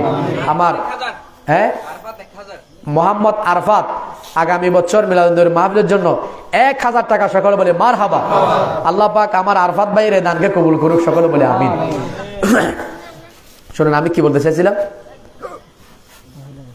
মহিলাদের কথা বলতে চাইছিলাম। মহিলারা আমার নবী সাল্লাল্লাহু আলাইহি ওয়াসাল্লাম আসার কারণে যে ইজ্জত পাইছেন, এই ইজ্জতের শুকরিয়া আদায়ের তো ওনাদেরকে বেশি দেওয়া দরকার, ঠিক না? মা বোনরা, আপনারা যারা আমার কথা শুনতেছেন, একটু মনোযোগ দিয়ে শুনেন। আমার নবী দুনিয়াতে আসার আগে মেয়ে হয়ে দুনিয়ার মধ্যে আসলে তাদেরকে জীবন্ত কি করা হইতো? দাফন করা হইতো। আর আমার নবী এসে মা বোনদেরকে সেখান থেকে উঠিয়ে এনে পৃথিবীর মধ্যে কিসের মর্যাদা দিয়েছেন? কাউকে দিয়েছেন মায়ের মর্যাদা, কাউকে দিয়েছেন বোনের মর্যাদা, কাউকে দিয়েছেন স্ত্রীর মর্যাদা। আর মায়ের মর্যাদা দেওয়ার পর আমার নবী হাদিসে পাকের মধ্যে ইরশাদ করেছেন, আল জান্নাতু তাহতা আকদামিল উম্মাহাত, সন্তানদের জন্য জান্নাত হলো মায়ের কদমের নিচে। সুবহানাল্লাহ। যেই নারী জাহেলি যুগের মধ্যে বেশি বেশি একেবারে আপনার অবহেলিত ছিল, সেই মাকে, সেই নারী জাতিকে আমার নবী মায়ের মর্যাদা দিয়েছেন। নয় শুধু মায়ের মর্যাদা নয়, বরং তাদের পায়ের তলে আল্লাহ জান্নাতকে রেখে দিয়েছেন। সুবহানাল্লাহ। মুসাম্মাদ শারমিন, আলহামদুলিল্লাহ, দেখছেন এই ওয়াজ কাজ হচ্ছে, আলহামদুলিল্লাহ। মুসাম্মাদ শারমিন আমাদের এক বোন, আগামী বছর মিলাদুন্নবীর মাহফিলের জন্য তিনি প্রতিশ্রুতি দিয়েছেন 1000 টাকা, সকলে বলে মারহাবা। আল্লাহ আমার এই বোনের দানকে কবুল করুন, সকলে বলে আমিন। ওনার মিলাদুন্নবীর প্রতি মহাব্বতের কারণে কাল কিয়ামতের ময়দানে আল্লাহ এগুলোকে তাকে জান্নাতে যাওয়ার উসিলা বানিয়ে দিক, সকলে বলে আমিন। দুনিয়ার মধ্যে ওনার যত অভাব অনটন আছে আল্লাহ দূর করে দিক, সকলে বলে আমিন। আর বাবা, আপনারা টাকা দেওয়ার প্রতিশ্রুতি দিতে পারছেন, একবার আমিনও বলতে পারবেন না? একটু জোরে বলেন না আমিন। মহাব্বতে এটা হইলেও করেন না, কারণ অন্তত যারা দিচ্ছেন তাদের জন্য একটু দোয়া হইলেও করেন, এটাও মিলাদুন্নবীর সহযোগিতা। আচ্ছা আসেন, 1000 টাকা এটা ঠিক আছে, 500 টাকা তো সবাই দিতে পারবেন, পারবেন না? 500 টাকা দিতে পারবেন না, যেরকম মানুষকে অভাব আছে। বাবা দিবে, আমি চাচ্ছি এরকম, চাচ্ছে 5 জন, 6 জন দিলে 3000 টাকা, 10 জন দিলে 5000 টাকা, এটা চাচ্ছি আর কি। দেখি বলেন 500 টাকা করে কে দিবেন? একজন বলেন, আমি নাম লিখাবো। ওই মাশাআল্লাহ, দেখছেন 500 টাকা বলছে, 2000 টাকা চলে আসছে, এই জন্য তো বলা। নাম বলেন। মোহাম্মদ ইয়াকুব নবী। আমাদের আগামী বারে যাতে মিলাদুন্নবীর মাহফিল আরো জাঁকজমক ভাবে হয়, আজিমুশান ভাবে হয়, সেজন্য তিনি দিচ্ছেন 2000 টাকা, সকলে বলে মারহাবা। আল্লাহ কি নাম? ইয়াকুব নবী ভাইয়ের এই দানকে আল্লাহ কবুল করুক, ওনার সমস্ত অভাব দূর করুক, মনের সমস্ত মকসদ মাকাসদে হাসান আল্লাহ পূর্ণ করুক, সকলে বলে আমিন।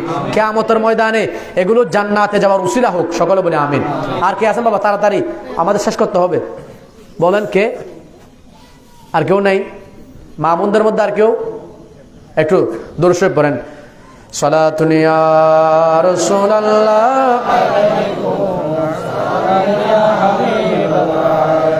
একটা ঘটনা বলবো, এই ঘটনার পর আপনারা দিলে দিবেন, না দিলে নাই, আমি শেষ করে দিব। এই ঘটনার পর আপনারা সিদ্ধান্ত নেবেন। ঘটনাটা নোট করেছেন, আমাদের কোনো সুন্নি আলেম নয়, দেওবন্দ মাদ্রাসার একজন মুদাররিস, ওনার নাম ছিল সৈয়দ হাসান ইবনে মৌলভী নবী হাসান, ইবনে মৌলভী নবী হাসান। আচ্ছা, তো ওনার একটা কিতাব আছে, কিতাবের নাম হচ্ছে হুব্বুন নাসিম আলা নফহাতিস সালাতে ওয়াত তাসলিম। এই কিতাবের মধ্যে তিনি লিখছেন যে বলখ শহরের মধ্যে একজন স্বনামধন্য ব্যবসায়ী ছিলেন। বলখ শহরের একজন খ্যাতমান ব্যবসায়ী, আমাদের ভাই মোহাম্মদ লোকমান সাহেব আগামী বছর মিলাদের জন্য তিনি দিবেন 1000 টাকা, সকলে বলে মারহাবা। আল্লাহ আমার ভাইয়ের দানকে কবুল করুক, সকলে বলে আমিন। এবং ওনার যত অন্তরের মধ্যে ভালো মকসদ আছে, উদ্দেশ্য আছে, আল্লাহ ওনার সমস্ত নেক হাজাতকে পূর্ণ করুক, সকলে বলে আমিন। আসেন, কি বললাম? বলখ শহরের একজন ব্যবসায়ী, উনি বড় সম্পদশালী ছিলেন। সম্পদের পাশাপাশি উনার কাছে রসুল সাল্লাল্লাহু আলাইহি ওয়াসাল্লামের 3টা চুল মুবারক ছিল। সুবহানাল্লাহ। কয়টা চুল মুবারক? ইনি যখন মারা গেলেন, আপনারা জানেন মারা যাওয়ার পর সন্তানদেরকে সম্পদ ভাগ করে দিতে হয়, ঠিক কিনা? এখন ওনার সন্তান ছিলেন কয়জন? 2জন সন্তান সব সম্পত্তি সমানভাবে ভাগ করে নিলেন। এখন রসুলের পাকের 3টা চুল মুবারক ছিল। রসুলের পাকের 3টা চুল মুবারক এখন তারা দুজনে ভাগ করে নিলেন, আর একটা বাকি আছে। এখন বড় ভাই বলতে লাগলো, আমরা যেভাবে সম্পদগুলো ভাগ করে নিলাম, রসুলের পাকের চুল মুবারকও আমরা দুনু ভাই আরেকটা সেটা ভাগ করে নিব। ছোট ভাই বলছে যে না, রসুলের পাকের চুল মুবারক ভাগ করব, এটা আমার অন্তর বরদাস্ত করবে না। সুবহানাল্লাহ বলে। তো বড় ভাই একটু লুবি টাইপের ছিল। আমাদের দেশে এরকম কিছু আছে না, সুযোগ পাইলে সবগুলো হাতায় নিতে চাই? আছে তো অনেক জায়গায়, অনেক মানুষ দেখেছি, আল্লাহ দেখাইছি, আল্লাহ না দেখা দোয়া করতেছি, অন্তত সব জায়গার মধ্যে আল্লাহ নেক বান্দার সাথে যাতে সাক্ষাৎ আল্লাহ সে তৌফিক দান করুক, সকলে বলে শুনেন কি বললাম। তো ছোট ভাই কি বলছে, না আল্লাহ নবীর চুল মুবারক দ্বিখণ্ডিত হবে, আমার জান কুরবান হবে, আমার দরকার পড়লে মাথা দুভাগ হবে, রসুলের চুল দুভাগ হবে, এটা আমি বরদাস্ত করতে পারবো না। সুবহানাল্লাহ। তো বড় ভাই এই সুযোগের মধ্যে সালাকি করলো, কি বললো যে তুমি যদি রসুলের চুল দুভাগ করতে না পারো, তাহলে এক কাজ করো, তোমার ভাগের মধ্যে যত সম্পদ পড়ছে সব সম্পদ আমাকে দিয়ে দাও, রসুল সাল্লাল্লাহু আলাইহি ওয়াসাল্লামের চুল মুবারক 3টা তুমি নিয়ে নাও। সুবহানাল্লাহ বলে। এটা ওনার জন্য আরো ভালো হয়েছে। তো ছোট ভাই বলছে যে এটা আমার জন্য অসুবিধা নেই, রসুল পাকের চুলের জন্য আমার শুধু সম্পদ কেন, আমি আমার গোটা জীবন, আমার জিন্দেগি পর্যন্ত রসুলের কদমে কুরবান। এখানে রসুলের চুলের জন্য, রসুলের চুল মুবারকের জন্য আমার সমস্ত সম্পত্তি, কোনো ব্যাপার না, তুমি নিয়ে নাও, রসুলের চুল মুবারক আমাকে দাও। সুবহানাল্লাহ। এখন শুনেন রসুল পাকের চুল মুবারকের বরকত, এখান থেকে আপনারা বরকত হাসিল করেন। এই ঘটনার পর আপনারা মিলাদুন নবীতে দান করবেন কি করবেন না, এটা আপনাদের ব্যাপার, আমি আর বলবো না। শুনেন, এবার চুল মুবারক ভাগ হয়ে গেল। ছোট ভাই 3টা চুল নিলেন, বড় ভাই সমস্ত সম্পদ নিলেন। কিন্তু আল্লাহর কি মর্জি দেখেন, ছোট ভাই এই চুল মুবারক 3টা পাওয়ার পর এখন প্রত্যেক দিন রসুল পাকের চুল মুবারকের জিয়ারত করে, সুবহানাল্লাহ, বরকত হাসিল করে, বেশি বেশি দুরূদ শরীফ পাঠ করে। সুবহানাল্লাহ বলেন। আমার নবী যেমন জিন্দা, আমার নবীর চুল মুবারকও জিন্দা। সুবহানাল্লাহ। আমার নবীর চুল মুবারকের কি শান দেখেন। এটা আমাদের কোনো কিতাব নয় বাবা, কি বললাম, দেওবন্দ মাদ্রাসার মুদাররিস কি সৈয়দ হাসান ইবনে মৌলভী নবী হাসান, ওনার কিতাব থেকে বলছি, কিতাবের নামও বলছি হুব্বুন নাসিম আলা নফহাতিস সালাতে ওয়াত তাসলিম।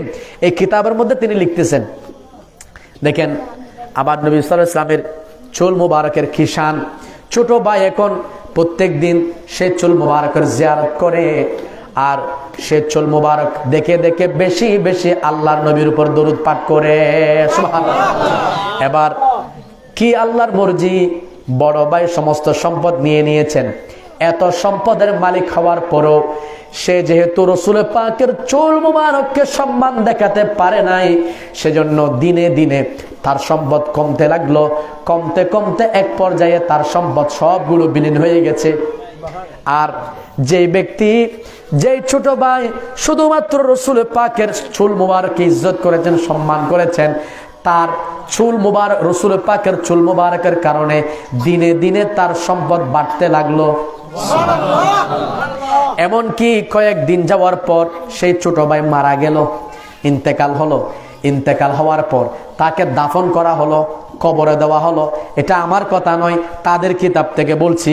যখন তাকে কবর দেওয়া হলো, সেই সময়ের সবচেয়ে বড় বুজুর্গ যিনি ছিলেন, সেই আলেমকে আল্লাহর নবী স্বপ্ন দেখালেন। আল্লাহর নবীকে যদি কেউ স্বপ্ন দেখে, সেটা মিথ্যা নয়, বাস্তব। হাদিসে পাকের মধ্যে আছে, আমার নবী বলছেন, মান রাআনি ফিল মানামি ফাকাদ রাআল হক ফা ইন্নাশ শাইতানা লা ইয়াতামাসসালু বি। যে ব্যক্তি আমি নবীকে স্বপ্ন দেখলো, সে বাস্তবেই দেখলো, কারণ শয়তান কখনো আমি নবীর সূরত ধারণ করতে পারে না। সুবহানাল্লাহ। সেই সময়ের সবচেয়ে বড় আলেম যিনি, তিনাকে আমার নবী স্বপ্ন দেখালেন, এ আলেম শোনো, এই যে একটা ছেলে যে আমার চুলকে সম্মান করেছে, তাজিম করেছে, ইজ্জত করেছে, আমি তার উপর বড় খুশি হয়ে গেলাম, সন্তুষ্ট হয়ে গেলাম। এখন সে কবরস্থ হয়েছে, তাকে দাফন করা হয়েছে। এখন আমি নবী বলে দিচ্ছি, যাদের পৃথিবীর মধ্যে কোনো অভাব থাকবে, অভাব যদি মোচন করতে চাই, যদি দুনিয়াবি কোনো অর্জন করতে চাই, কিংবা আল্লাহর কাছ থেকে যদি কোনো কিছু হাসিল করতে চাই, আমি নবী ঘোষণা দিচ্ছি, তারা যেন এই ছোট ভাইয়ের কবর থেকে, কবরের মধ্যে গিয়ে জিয়ারত করে, তার কবর থেকে সেটা চেয়ে নেয়। সুবহানাল্লাহ। কিসের উসিলায়? চুল মুবারককে সম্মান করার কারণে এমন হয়ে গেছে। আমার নবী বড় আলেমকে স্বপ্ন দেখায় বলতেছে, সেই ছোট সাহেবজাদা, সেই ছোট সন্তান যে কবরে দাফন হয়েছে, সেই কবরে যাক, যদি কোনো মানুষের কোনো কিছুর প্রয়োজন হয়। সুবহানাল্লাহ। বলো, অবস্থা এমন হলো, বড় বড় ধনবান মানুষেরা পর্যন্ত তার কবরে যাওয়ার সময় গাড়ি নিয়ে আর যাইতো না, তারা জুতা খুলে ওই আল্লাহওয়ালা রসুল পাকের তাজিম, রসুল পাকের চুল মুবারককে যে তাজিম করেছে, তার কবরের মধ্যে জিয়ারত করতে, তার কবর থেকে কিছু চাওয়ার জন্য যাইতো। সুবহানাল্লাহ। এখানে মাসালা বুঝে নিয়েন, কবর থেকে চাওয়া, এটা ইস্তেমদাদ, গায়রুল্লাহ থেকে ইস্তেমদাদ চাওয়া, এটার ব্যাপারে অনেক মাসালা আছে। আপনারা আওয়াম মানুষ, আপনাদেরকে মাসালাগুলো বলতেছেন, এগুলো আপনাদের মাসালা নয়। তবে সব কিছু দেওয়ার ক্ষমতা কার? মনে রাখবেন, আল্লাহ আল্লাহ হিসাবে দেনেওয়ালা, বান্দা থেকে বান্দা হিসেবে চাইলে কোনো ধরনের শিরিক হবে না। আমি মাসালার দিকে যাচ্ছি না, কিতাবের মাসালা আপনাদের জন্য নয়, এখানে উলামায়ে কেরাম আছেন, ওনারা এগুলো বুঝবেন। তো আমি শুধুমাত্র যেহেতু আপনাদের জন্য বলেছি, সময় সংক্ষেপ, এজন্য মনে রাখবেন, আমরা ঘরের মধ্যে মা বাবা থেকে খাবার চাচ্ছি না, তাহলে আমি খাবার চাইলে কি শিরিক হবে?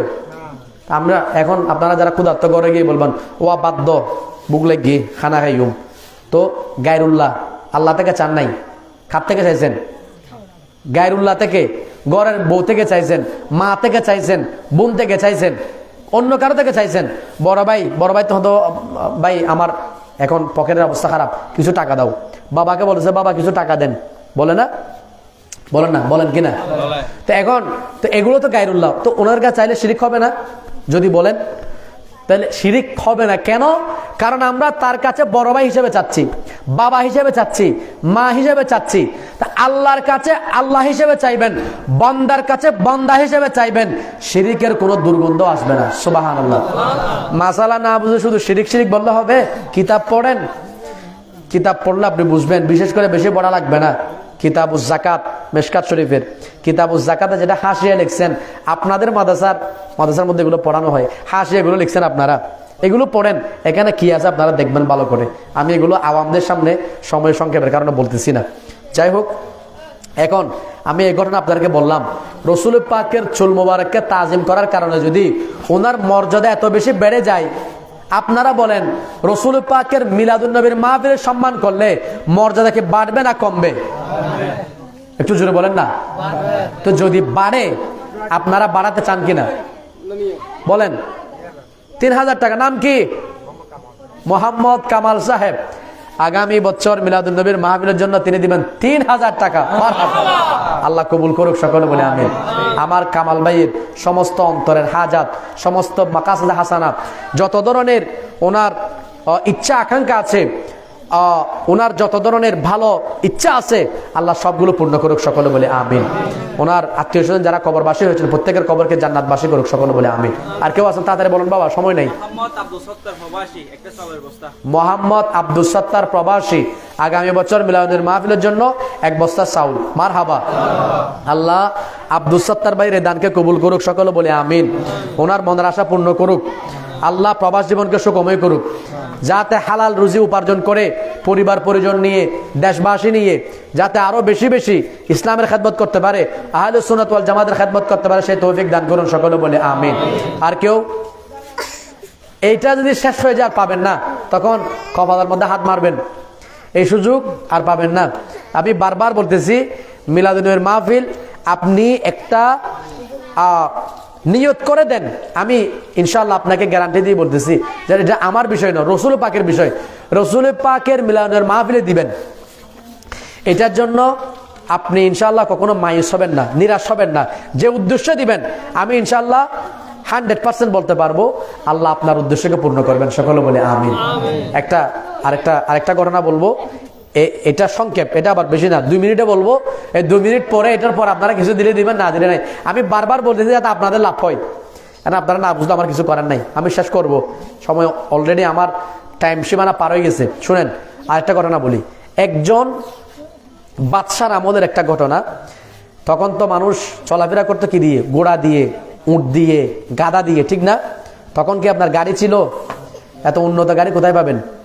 রুটও তো ছিল না। আপনাদের রুট হয়েছে কয় বছর হচ্ছে? আমাদের মুরব্বীরা এগুলো জানবে ভালো।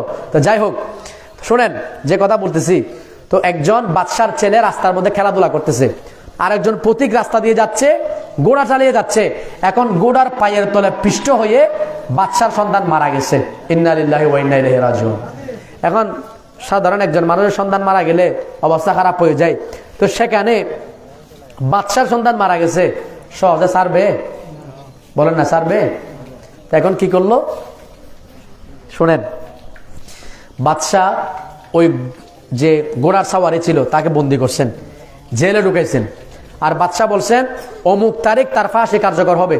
অমুক তারিখ কি হবে বলেন, বলে ফেলেন। মোহাম্মদ নাসির, মোহাম্মদ নাসির, তার মা অসুস্থ, মায়ের নাম ফরিদা বেগম।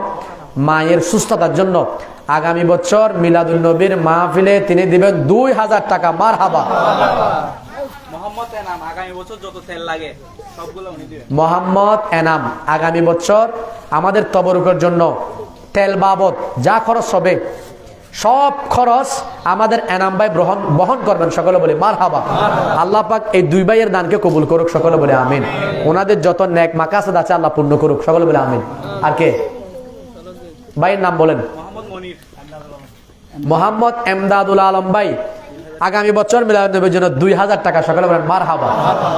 আল্লাহ পাক ওনার দানকে কবুল করুক, আমিন। যে উদ্দেশ্য দিয়েছেন আল্লাহ ওনার সমস্ত দিলের জায়েজ মাকাসদ হাসানা পূর্ণ করুক। আত্মীয় স্বজন যারা কবরবাসী হয়েছেন জান্নাতি করুক, আমিন। যে আব্দুস সত্তার সাহেব 500 টাকা, সকলে বলে মারহাবা। আল্লাহ পাক ওনার মনের সমস্ত জায়েজ মাকাসদ হাসানা পূর্ণ করুক, আমিন। ওনার বাবা মারা গেছে, আল্লাহ বাবার কবরকে জান্নাতের বাগিচা করে দিক, সকলে বলে আমিন। বাবার কবরকে মিলাদুন নবীর উসিলায় জান্নাতের নাজ নিয়ামত দিয়ে ভরপুর করুক, সকলে বলে আমিন। কি বলছিলাম? বাচ্চার সন্তান মারা গেছে, তো বাচ্চাকে সহজে ছেড়ে দিবে? বাচ্চা কি করলেন? মৃত্যু পরোয়ানা জারি করলেন, অমুক তারিখ ফাঁসি কার্যকর হবে। এখন যে ব্যক্তি কোথায়? জেলখানার ভিতর। আপনারা নিজেরা জানেন, যারা প্রবাসে থাকেন, প্রবাস জীবন কত কষ্টকর। সেখানে না মা আছে, না বাবা আছে, না স্ত্রী আছে, পুত্র সন্তান আছে, আত্মীয় স্বজন কেউ নাই, হাহাকার জীবন। এর থেকেও বেশি কষ্টকর জেলখানা, যেখানে বাহিরের কোনো আলো বাতাস নাই, আছে দেখা করার সুযোগ নাই, একাকী জীবন। এই ব্যক্তি এখন কান্না করতে আরম্ভ করলো, হায় রে আমার সন্তান কোথায়, মা বাবা কোথায়, কোথায় স্ত্রী পুত্র, আমি এখন কি করব? আমাকে মৃত্যু পরোয়ানা জারি করেছেন, আমার সন্তানরা কিভাবে চলবে? তারা এখন আমার পথ চেয়ে আছে। কারণ তখন টেলিফোন ছিল না, ছিল যেখানে গাড়ি নেই টেলিফোন আছে, টেলিফোন ছিল না যে ফোন করে বলে দিবে আমি জেলখানার মধ্যে বন্দী হয়েছি, সেই সুযোগও নেই। তারা পথ চেয়ে আছে, আমি কখন যাব? হাহাকার। যেমন আপনাদের এলাকায় যদি কোনো মানুষ বিদেশ থেকে আসবে, কিন্তু আসবে যে সেটা জানেন, বিমানে উঠেছেন, কিন্তু 2-3 দিন খবর নাই, যদি এরকম হয়, খোদাই না করুক, তাহলে ঘুম থাকবে, চোখে ঘুম আসবে? তাহলে এরকম অবস্থা আর কি বলেন। তিনি বলছেন আমার জন্য পথ চেয়ে আছেন, আমার ঘরের বাসিন্দারা আমার জন্য হাহাকার করছেন, আমি এখন কি করব? বড় চিন্তার মধ্যে পড়ে গেলেন, পেরেশানির মধ্যে পড়ে গেলেন। তবে মনে মনে তিনি একটা নিয়ত করে ফেললেন, ওগো আল্লাহ, আপনি যদি আমাকে এই জেলখানা থেকে মুক্তি দেন, এই ফাঁসি থেকে যদি আপনি আমাকে বাঁচিয়ে দেন, আমি আমার বাড়িতে গিয়ে একটা মিলাদুন নবীর মাহফিল করব। কিসের মাহফিল? শুরু করে বলেন, আর একটু জোরে বলেন, কিসের মাহফিল? মিলাদুন নবীর মাহফিল করব। তিনি পাক্কা নিয়ত করলেন। এখন এই নিয়তটা তো তিনি মনে মনে রেখেছেন। ফাঁসির দিন যখন কার্যকর হলো, বাদশা অর্ডার দিলেন, হুকুম করলেন, ওই কয়েদিকে নিয়ে আসো, ফাঁসির মঞ্চ তৈয়ার করো, তাকে এখন ফাঁসি দিব। যখন ফাঁসি দেওয়ার জন্য ওই কয়েদিকে যখন বাদশার সামনে আনা হলো, বাদশা যখন তার দিকে তাকালো, বাদশার চোখ দিয়ে পানি পড়তে আরম্ভ করেছে। সুবহানাল্লাহ। বাদশা বলতে লাগলো, আমি তো এই ব্যক্তিকে কোন রকম ফাঁসি দিতে পারবো না। এই চেহারার মধ্যে এত মায়া, এই চেহারার মধ্যে এত দরদ, এই চেহারার মধ্যে এত সৌন্দর্য, এই চেহারা এত ঝলমল করতেছে, চেহারার প্রতি দরদ আসতেছে। যদিও বা তুমি আমার সন্তানকে মেরে ফেলেছ, ভুলে মেরেছ, তোমার গোড়ার পায়ের তলে পড়ে আমার সন্তান মরে গেছে, যদিও বা তোমার কারণে আমার সন্তান মারা গেছে, তবে তুমি এমন কি আমল করেছো বলো, আজকে তোমাকে দেখার পরে তোমাকে আর আমার ফাঁসি দিতে ইচ্ছা করতেছে না, বারবার মন চাচ্ছে আমি তোমাকে ছেড়ে দিই। সুবহানাল্লাহ। এখন বাদশাহ যখন কথা বললেন, কয়েদি বলতেছেন, তো আপনি যদি জানতে চান আমি কি আমল করেছি, তাহলে শুনেন, একটা আমল আমি করেছি। সে আমল কি? আপনি যখন আমাকে বন্দি করেছেন, আমার জন্য বাহিরের আলো বাতাস বন্ধ, বাইরের আলো বাতাস বন্ধ। আমার সন্তানের কথা যখন মনে পড়ে, চোখ দিয়ে পানি ঝরে, মা বাবার কথা যখন মনে পড়ে, চোখ দিয়ে পানি আসে। কারণ আমার এমন, আপনারা জানেন, যখন মানুষ কোনো মুসিবতে পড়ে, সুখের সময়গুলো মনে পড়ে, কে কি আদর আপ্যায়ন করে, সবগুলো একটা একটা মনে পড়ে। আপনি দেখবেন কেউ যখন আত্মীয় স্বজন মারা যায়, মারা যাওয়ার পরে মনে পড়বে কোনগুলা, আপনাকে কি কি করেছে, কি খাওয়াইছে, কি করছে না করছে, সবগুলো মনে পড়ে কখন? ওই মারা যাওয়ার পরে। এখন তিনি বলছেন আমি একাকী হয়ে গেলাম, আমার এখন একটা একটা মনে পড়তেছে, আমার মায়ের কথা মনে পড়ছে, বাবার কথা মনে পড়ছে, সবচেয়ে বড় কথা আমার সন্তানদের কথা মনে পড়ছে, যে সন্তানদেরকে দেখলে আমি দুনিয়ার সমস্ত দুঃখ ভুলে যাই। এখন আমি এই সন্তানদের কারণে এই জেলখানার মধ্যে আমি বড় চিন্তার মধ্যে পড়ে গেছি। আর আমি মনে মনে আল্লাহর কাছে নিয়ত করলাম, আল্লাহ তুমি যদি আমাকে এই কারাগার থেকে মুক্তি দাও, ফাঁসি থেকে রক্ষা করো, তাহলে আমি আমার বাড়িতে যাওয়ার পর আমি মিলাদুন নবীর মাহফিল করব। বাদশা বলছেন অন্য কোনো কারণে নয়, এই কারণে আজকে তোমার প্রতি এত মায়া বেড়ে গেছে। যাও, তুমি যখন নবীর মিলাদুন নবীর মাহফিল করবা বলছো, আজকে আমি তোমাকে মুক্তি করে দিলাম, কোনো ফাঁসি টাসি হবে না, নবীটা তো আমারও নবী, যাও নবীর উসিলে আমি তোমাকে মাফ করে দিলাম। সুবহানাল্লাহ। এখন মিলাদুন নবীর মাহফিলের কারণে মৃত্যু থেকে বাঁচছে কিনা? তো মৃত্যু এটা ছোট মুসিবত নাকি বড় মুসিবত? তা আল্লাহ বড় মুসিবত থেকে বাঁচাইছে না? তা আপনাদের সন্তান আছে না? আছে কিনা? মা বাবা আছে না? আত্মীয় স্বজন আছে না? তো বিভিন্ন নিয়ত করে দেন, আমার সন্তান মানুষ হওয়ার জন্য, আমার সন্তান পড়ালেখায় উন্নতি হওয়ার জন্য, আমার সন্তান মোহাম্মদ আজাদ প্রবাসী ভিসা লাগাচ্ছে, ওই জন্য 1000 টাকা দিকে আমার বছর। মাশাআল্লাহ। মোহাম্মদ আজাদ প্রবাসী, প্রকাশ্যে জাবেদ, হ্যাঁ জাবেদ ডাকে এমনি সবাই। আচ্ছা, এমনি ডাক নাম হচ্ছে জাবেদ। তো তার ভিসা লাগাচ্ছে, ওটা যাতে একটু সলভ হয়, এই জন্য আগামী বছর মিলাদুন নবীর মাহফিলের জন্য তিনি দিবেন 1000 টাকা। মারহাবা। আল্লাহ পাক আমার ভাইয়ের সমস্ত জটিলতা দূর করুক, প্রবাস জীবনকে সুখময় করুক, তার সমস্ত বলা মুসিবত দূর করুক সকলে বলে আমিন। আর কেউ থাকলে বাবা তাড়াতাড়ি বলেন, আমি শেষ করতেছি বাবা তাড়াতাড়ি। কি বললাম এখন, কি বলছিলাম? এটা সন্তান আছে, মা বাবা আছে, আত্মীয় স্বজন আছে, যে কোনো নিয়ত থাকলে আপনি দিয়ে দেন। তাহলে আমি এখন যেহেতু সময় একেবারে শেষ, অনেক সময় হয়ে গেছে, আর দীর্ঘায়িত করবো না। আমরা তারা যদি কারো দিয়ে থাকে, আমরা তো যা বলার বলে দিলাম। আপনারা এখান থেকে যদি কোনো কিছু শিখার বা কোনো কিছু যদি উপকৃত হতে পারেন, এটা থেকে মনে করবেন যে মিলাদুন্নবীতে দিলে লাভবান হবেন। আমাদের ভাইরা যারা আছে দায়িত্ববান, ওনাদের সাথে যোগাযোগ করবেন, ওনাদেরকে দিবেন। তো এবং আলহামদুলিল্লাহ আপনারা যা দিয়েছেন, আমি তো আশা করছিলাম বেশি থেকে 10,000, এখন মনে হয় 3 ডবল হয়েছে। আলহামদুলিল্লাহ, সকলে বলে মারহাবা, আল্লাহ কবুল করুক। তা আপনাদের আন্তরিকতা দেখে, মহাব্বত দেখে আমার অন্তর ভরে গেছে। তো যাই হোক, অনেক কথা হলো। আমার কথায় যদি বাবা কেউ কষ্ট পেয়ে থাকেন, আমাকে মাফ করে দিবেন। আমি আপনাদের এলাকার নতুন মানুষ। সালাউদ্দিন ভাই উনি আমার বড় মহাব্বতের মানুষ, তো আমার আবার সিনিয়র। যাই হোক, আমি ওনাকে অত্যন্ত মহাব্বত করি, ভালোবাসি। আল্লাহ ওনার মহাব্বত, আন্তরিকতা এবং আপনাদের ভালোবাসা, মহাব্বত কবুল করুক, সকলে বলে আমিন। তা আপনারা আমাকে মাফ করে দিবেন তো, কোনো ভুল করে থাকলে। দোয়া করবেন আমার জন্য দোয়া করবেন, ইনশাআল্লাহ আমিও দোয়া করব। আল্লাহ পাক আমাদের সকলকে এই মিলাদুন্নবীর মাহফিল থেকে আমাদের জীবনকে আলোকিত করার তৌফিক দান করুন, সকলে বলে আমিন। আমরা সকলে চলি একবার এই মিলাদুন্নবীর মাহফিলের যেটা আসল খোরাক, রূহের খোরাক, রাসূল পাকের দুরূদ সালাম। আমরা একবার নবীকে সালাম দিয়ে দিই, ইয়া নবী সালাম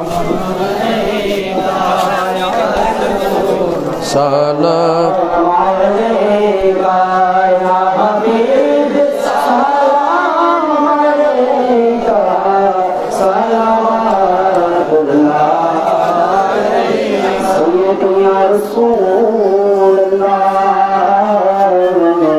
ওয়া সালাম আলাইকা ইয়া রাহমাতাল লিল আলামিন মাতিনা রানে চরিরা তন্দি কো গজল কবিরা দেখতা পরদা তুলিয়া দেখিব নয়ন ভরিয়া ইয়া নবী সালাম আলাইকা ইয়া রাসূল সালাম আলাইকা ইয়া হাবিব সালাম আলাইকা সালাওয়াতুল্লাহ আলাইকা যাতে কবরে আপনি দেখিবেন মায়া লতারে সবাই করবেন আসরে হে আরশ আপনার চরণে ইয়া নবী সালাম আলাইকা ইয়া রাসূল সালাম আলাইকা ইয়া হাবিব সালাম আলাইকা সালাওয়াতুল্লাহ আলা নবী আসহাবে নবী শুহাদায়ে কিরাম গোল বাগে সালাত তেরা তো সালাম মুস্তাফা জানে রহমত তেরা তো সালাম শমে বসনে রায়ত তেরা सबसे आसन इमाम तो का वन्नों का सबसे आज़म इमाम तो का वन्नों का जलवाए शान कुदरत पहला को सा मुस्तफा जाने रहमत पहला को सलाम शम्मा बज़ में हिदायत पहला को सलाम मुर्शिदी आका आशिक़ मुस्तफा के बिला अल्लाह मौलाना موسى مجدد شاہ عاشق مصطفیٰ علامہ حسن تنفوری ان کا عذب و کرامت پہلا کو سلام مصطفیٰ جان رحمت پہلا کو سلام شمع بز میں ہدایت پہلا کو سلام سر فضل اور مغز شیر بنوا زن کے ہر ہر آتا سناتے مصطفیٰ ایسے پیرے دوری پہلا کو سلام مصطفیٰ جان رحمت پہلا کو سلام شمع بج میں ہدایت پہلا کو سلام میرے پیارے سونی سلامی آج جانا ہو قبول مدینے کے چاند ہزاروں سلام مدینے کے چاند لاکھوں سلام مدینے کے چاند کروڑوں سلام مدینے کے چاند بہدوں سلام بلو حسنت جمیع خصاله صلوا علیہ وآلہ আলহামদুলিল্লাহ। সম্মানিত উপস্থিতি, আপনারা সবাইকে বসার সুযোগ দিতে হবে, পারলে একটু সামনে হয়ে আসেন আর একবার সূরা ফাতিহা শরীফ, তিনবার সূরা ইখলাস শরীফ, একবার দরুদ শরীফ পড়েন আর মোনাজাত করবেন। আমাদের ইমাম সাহেব হুজুর, আমি আলহামদুলিল্লাহ এতক্ষণ আমার সামনে আলোচনা না অনগরিবেন আরা গুজ্জা আলহামদুলিল্লাহ মোনাজাত অনগরিবেন, মোনাজাত করবেন আমাদের ইমাম সাহেব হুজুর। আমরা এতক্ষণ আলহামদুলিল্লাহ যা করেছি, একবার সূরা ফাতিহা পড়েন, তিনবার সূরা ইখলাস পড়েন। আমাদের মুরব্বিনে কেরাম সবাই সওয়াবের জন্য কয়েকবার দরুদ শরীফ, আউযু বিল্লাহি মিনাশ শাইতানির রাজিম, বিসমিল্লাহির রহমানির রহিম, আলহামদুলিল্লাহি রাব্বিল আলামিন, আর রাহমানির রহিম, মালিকি ইয়াউমিদ্দিন, ইয়াকা না'বুদু ওয়া ইয়াকা নাস্তাঈন, ইহদিনাস সিরাতাল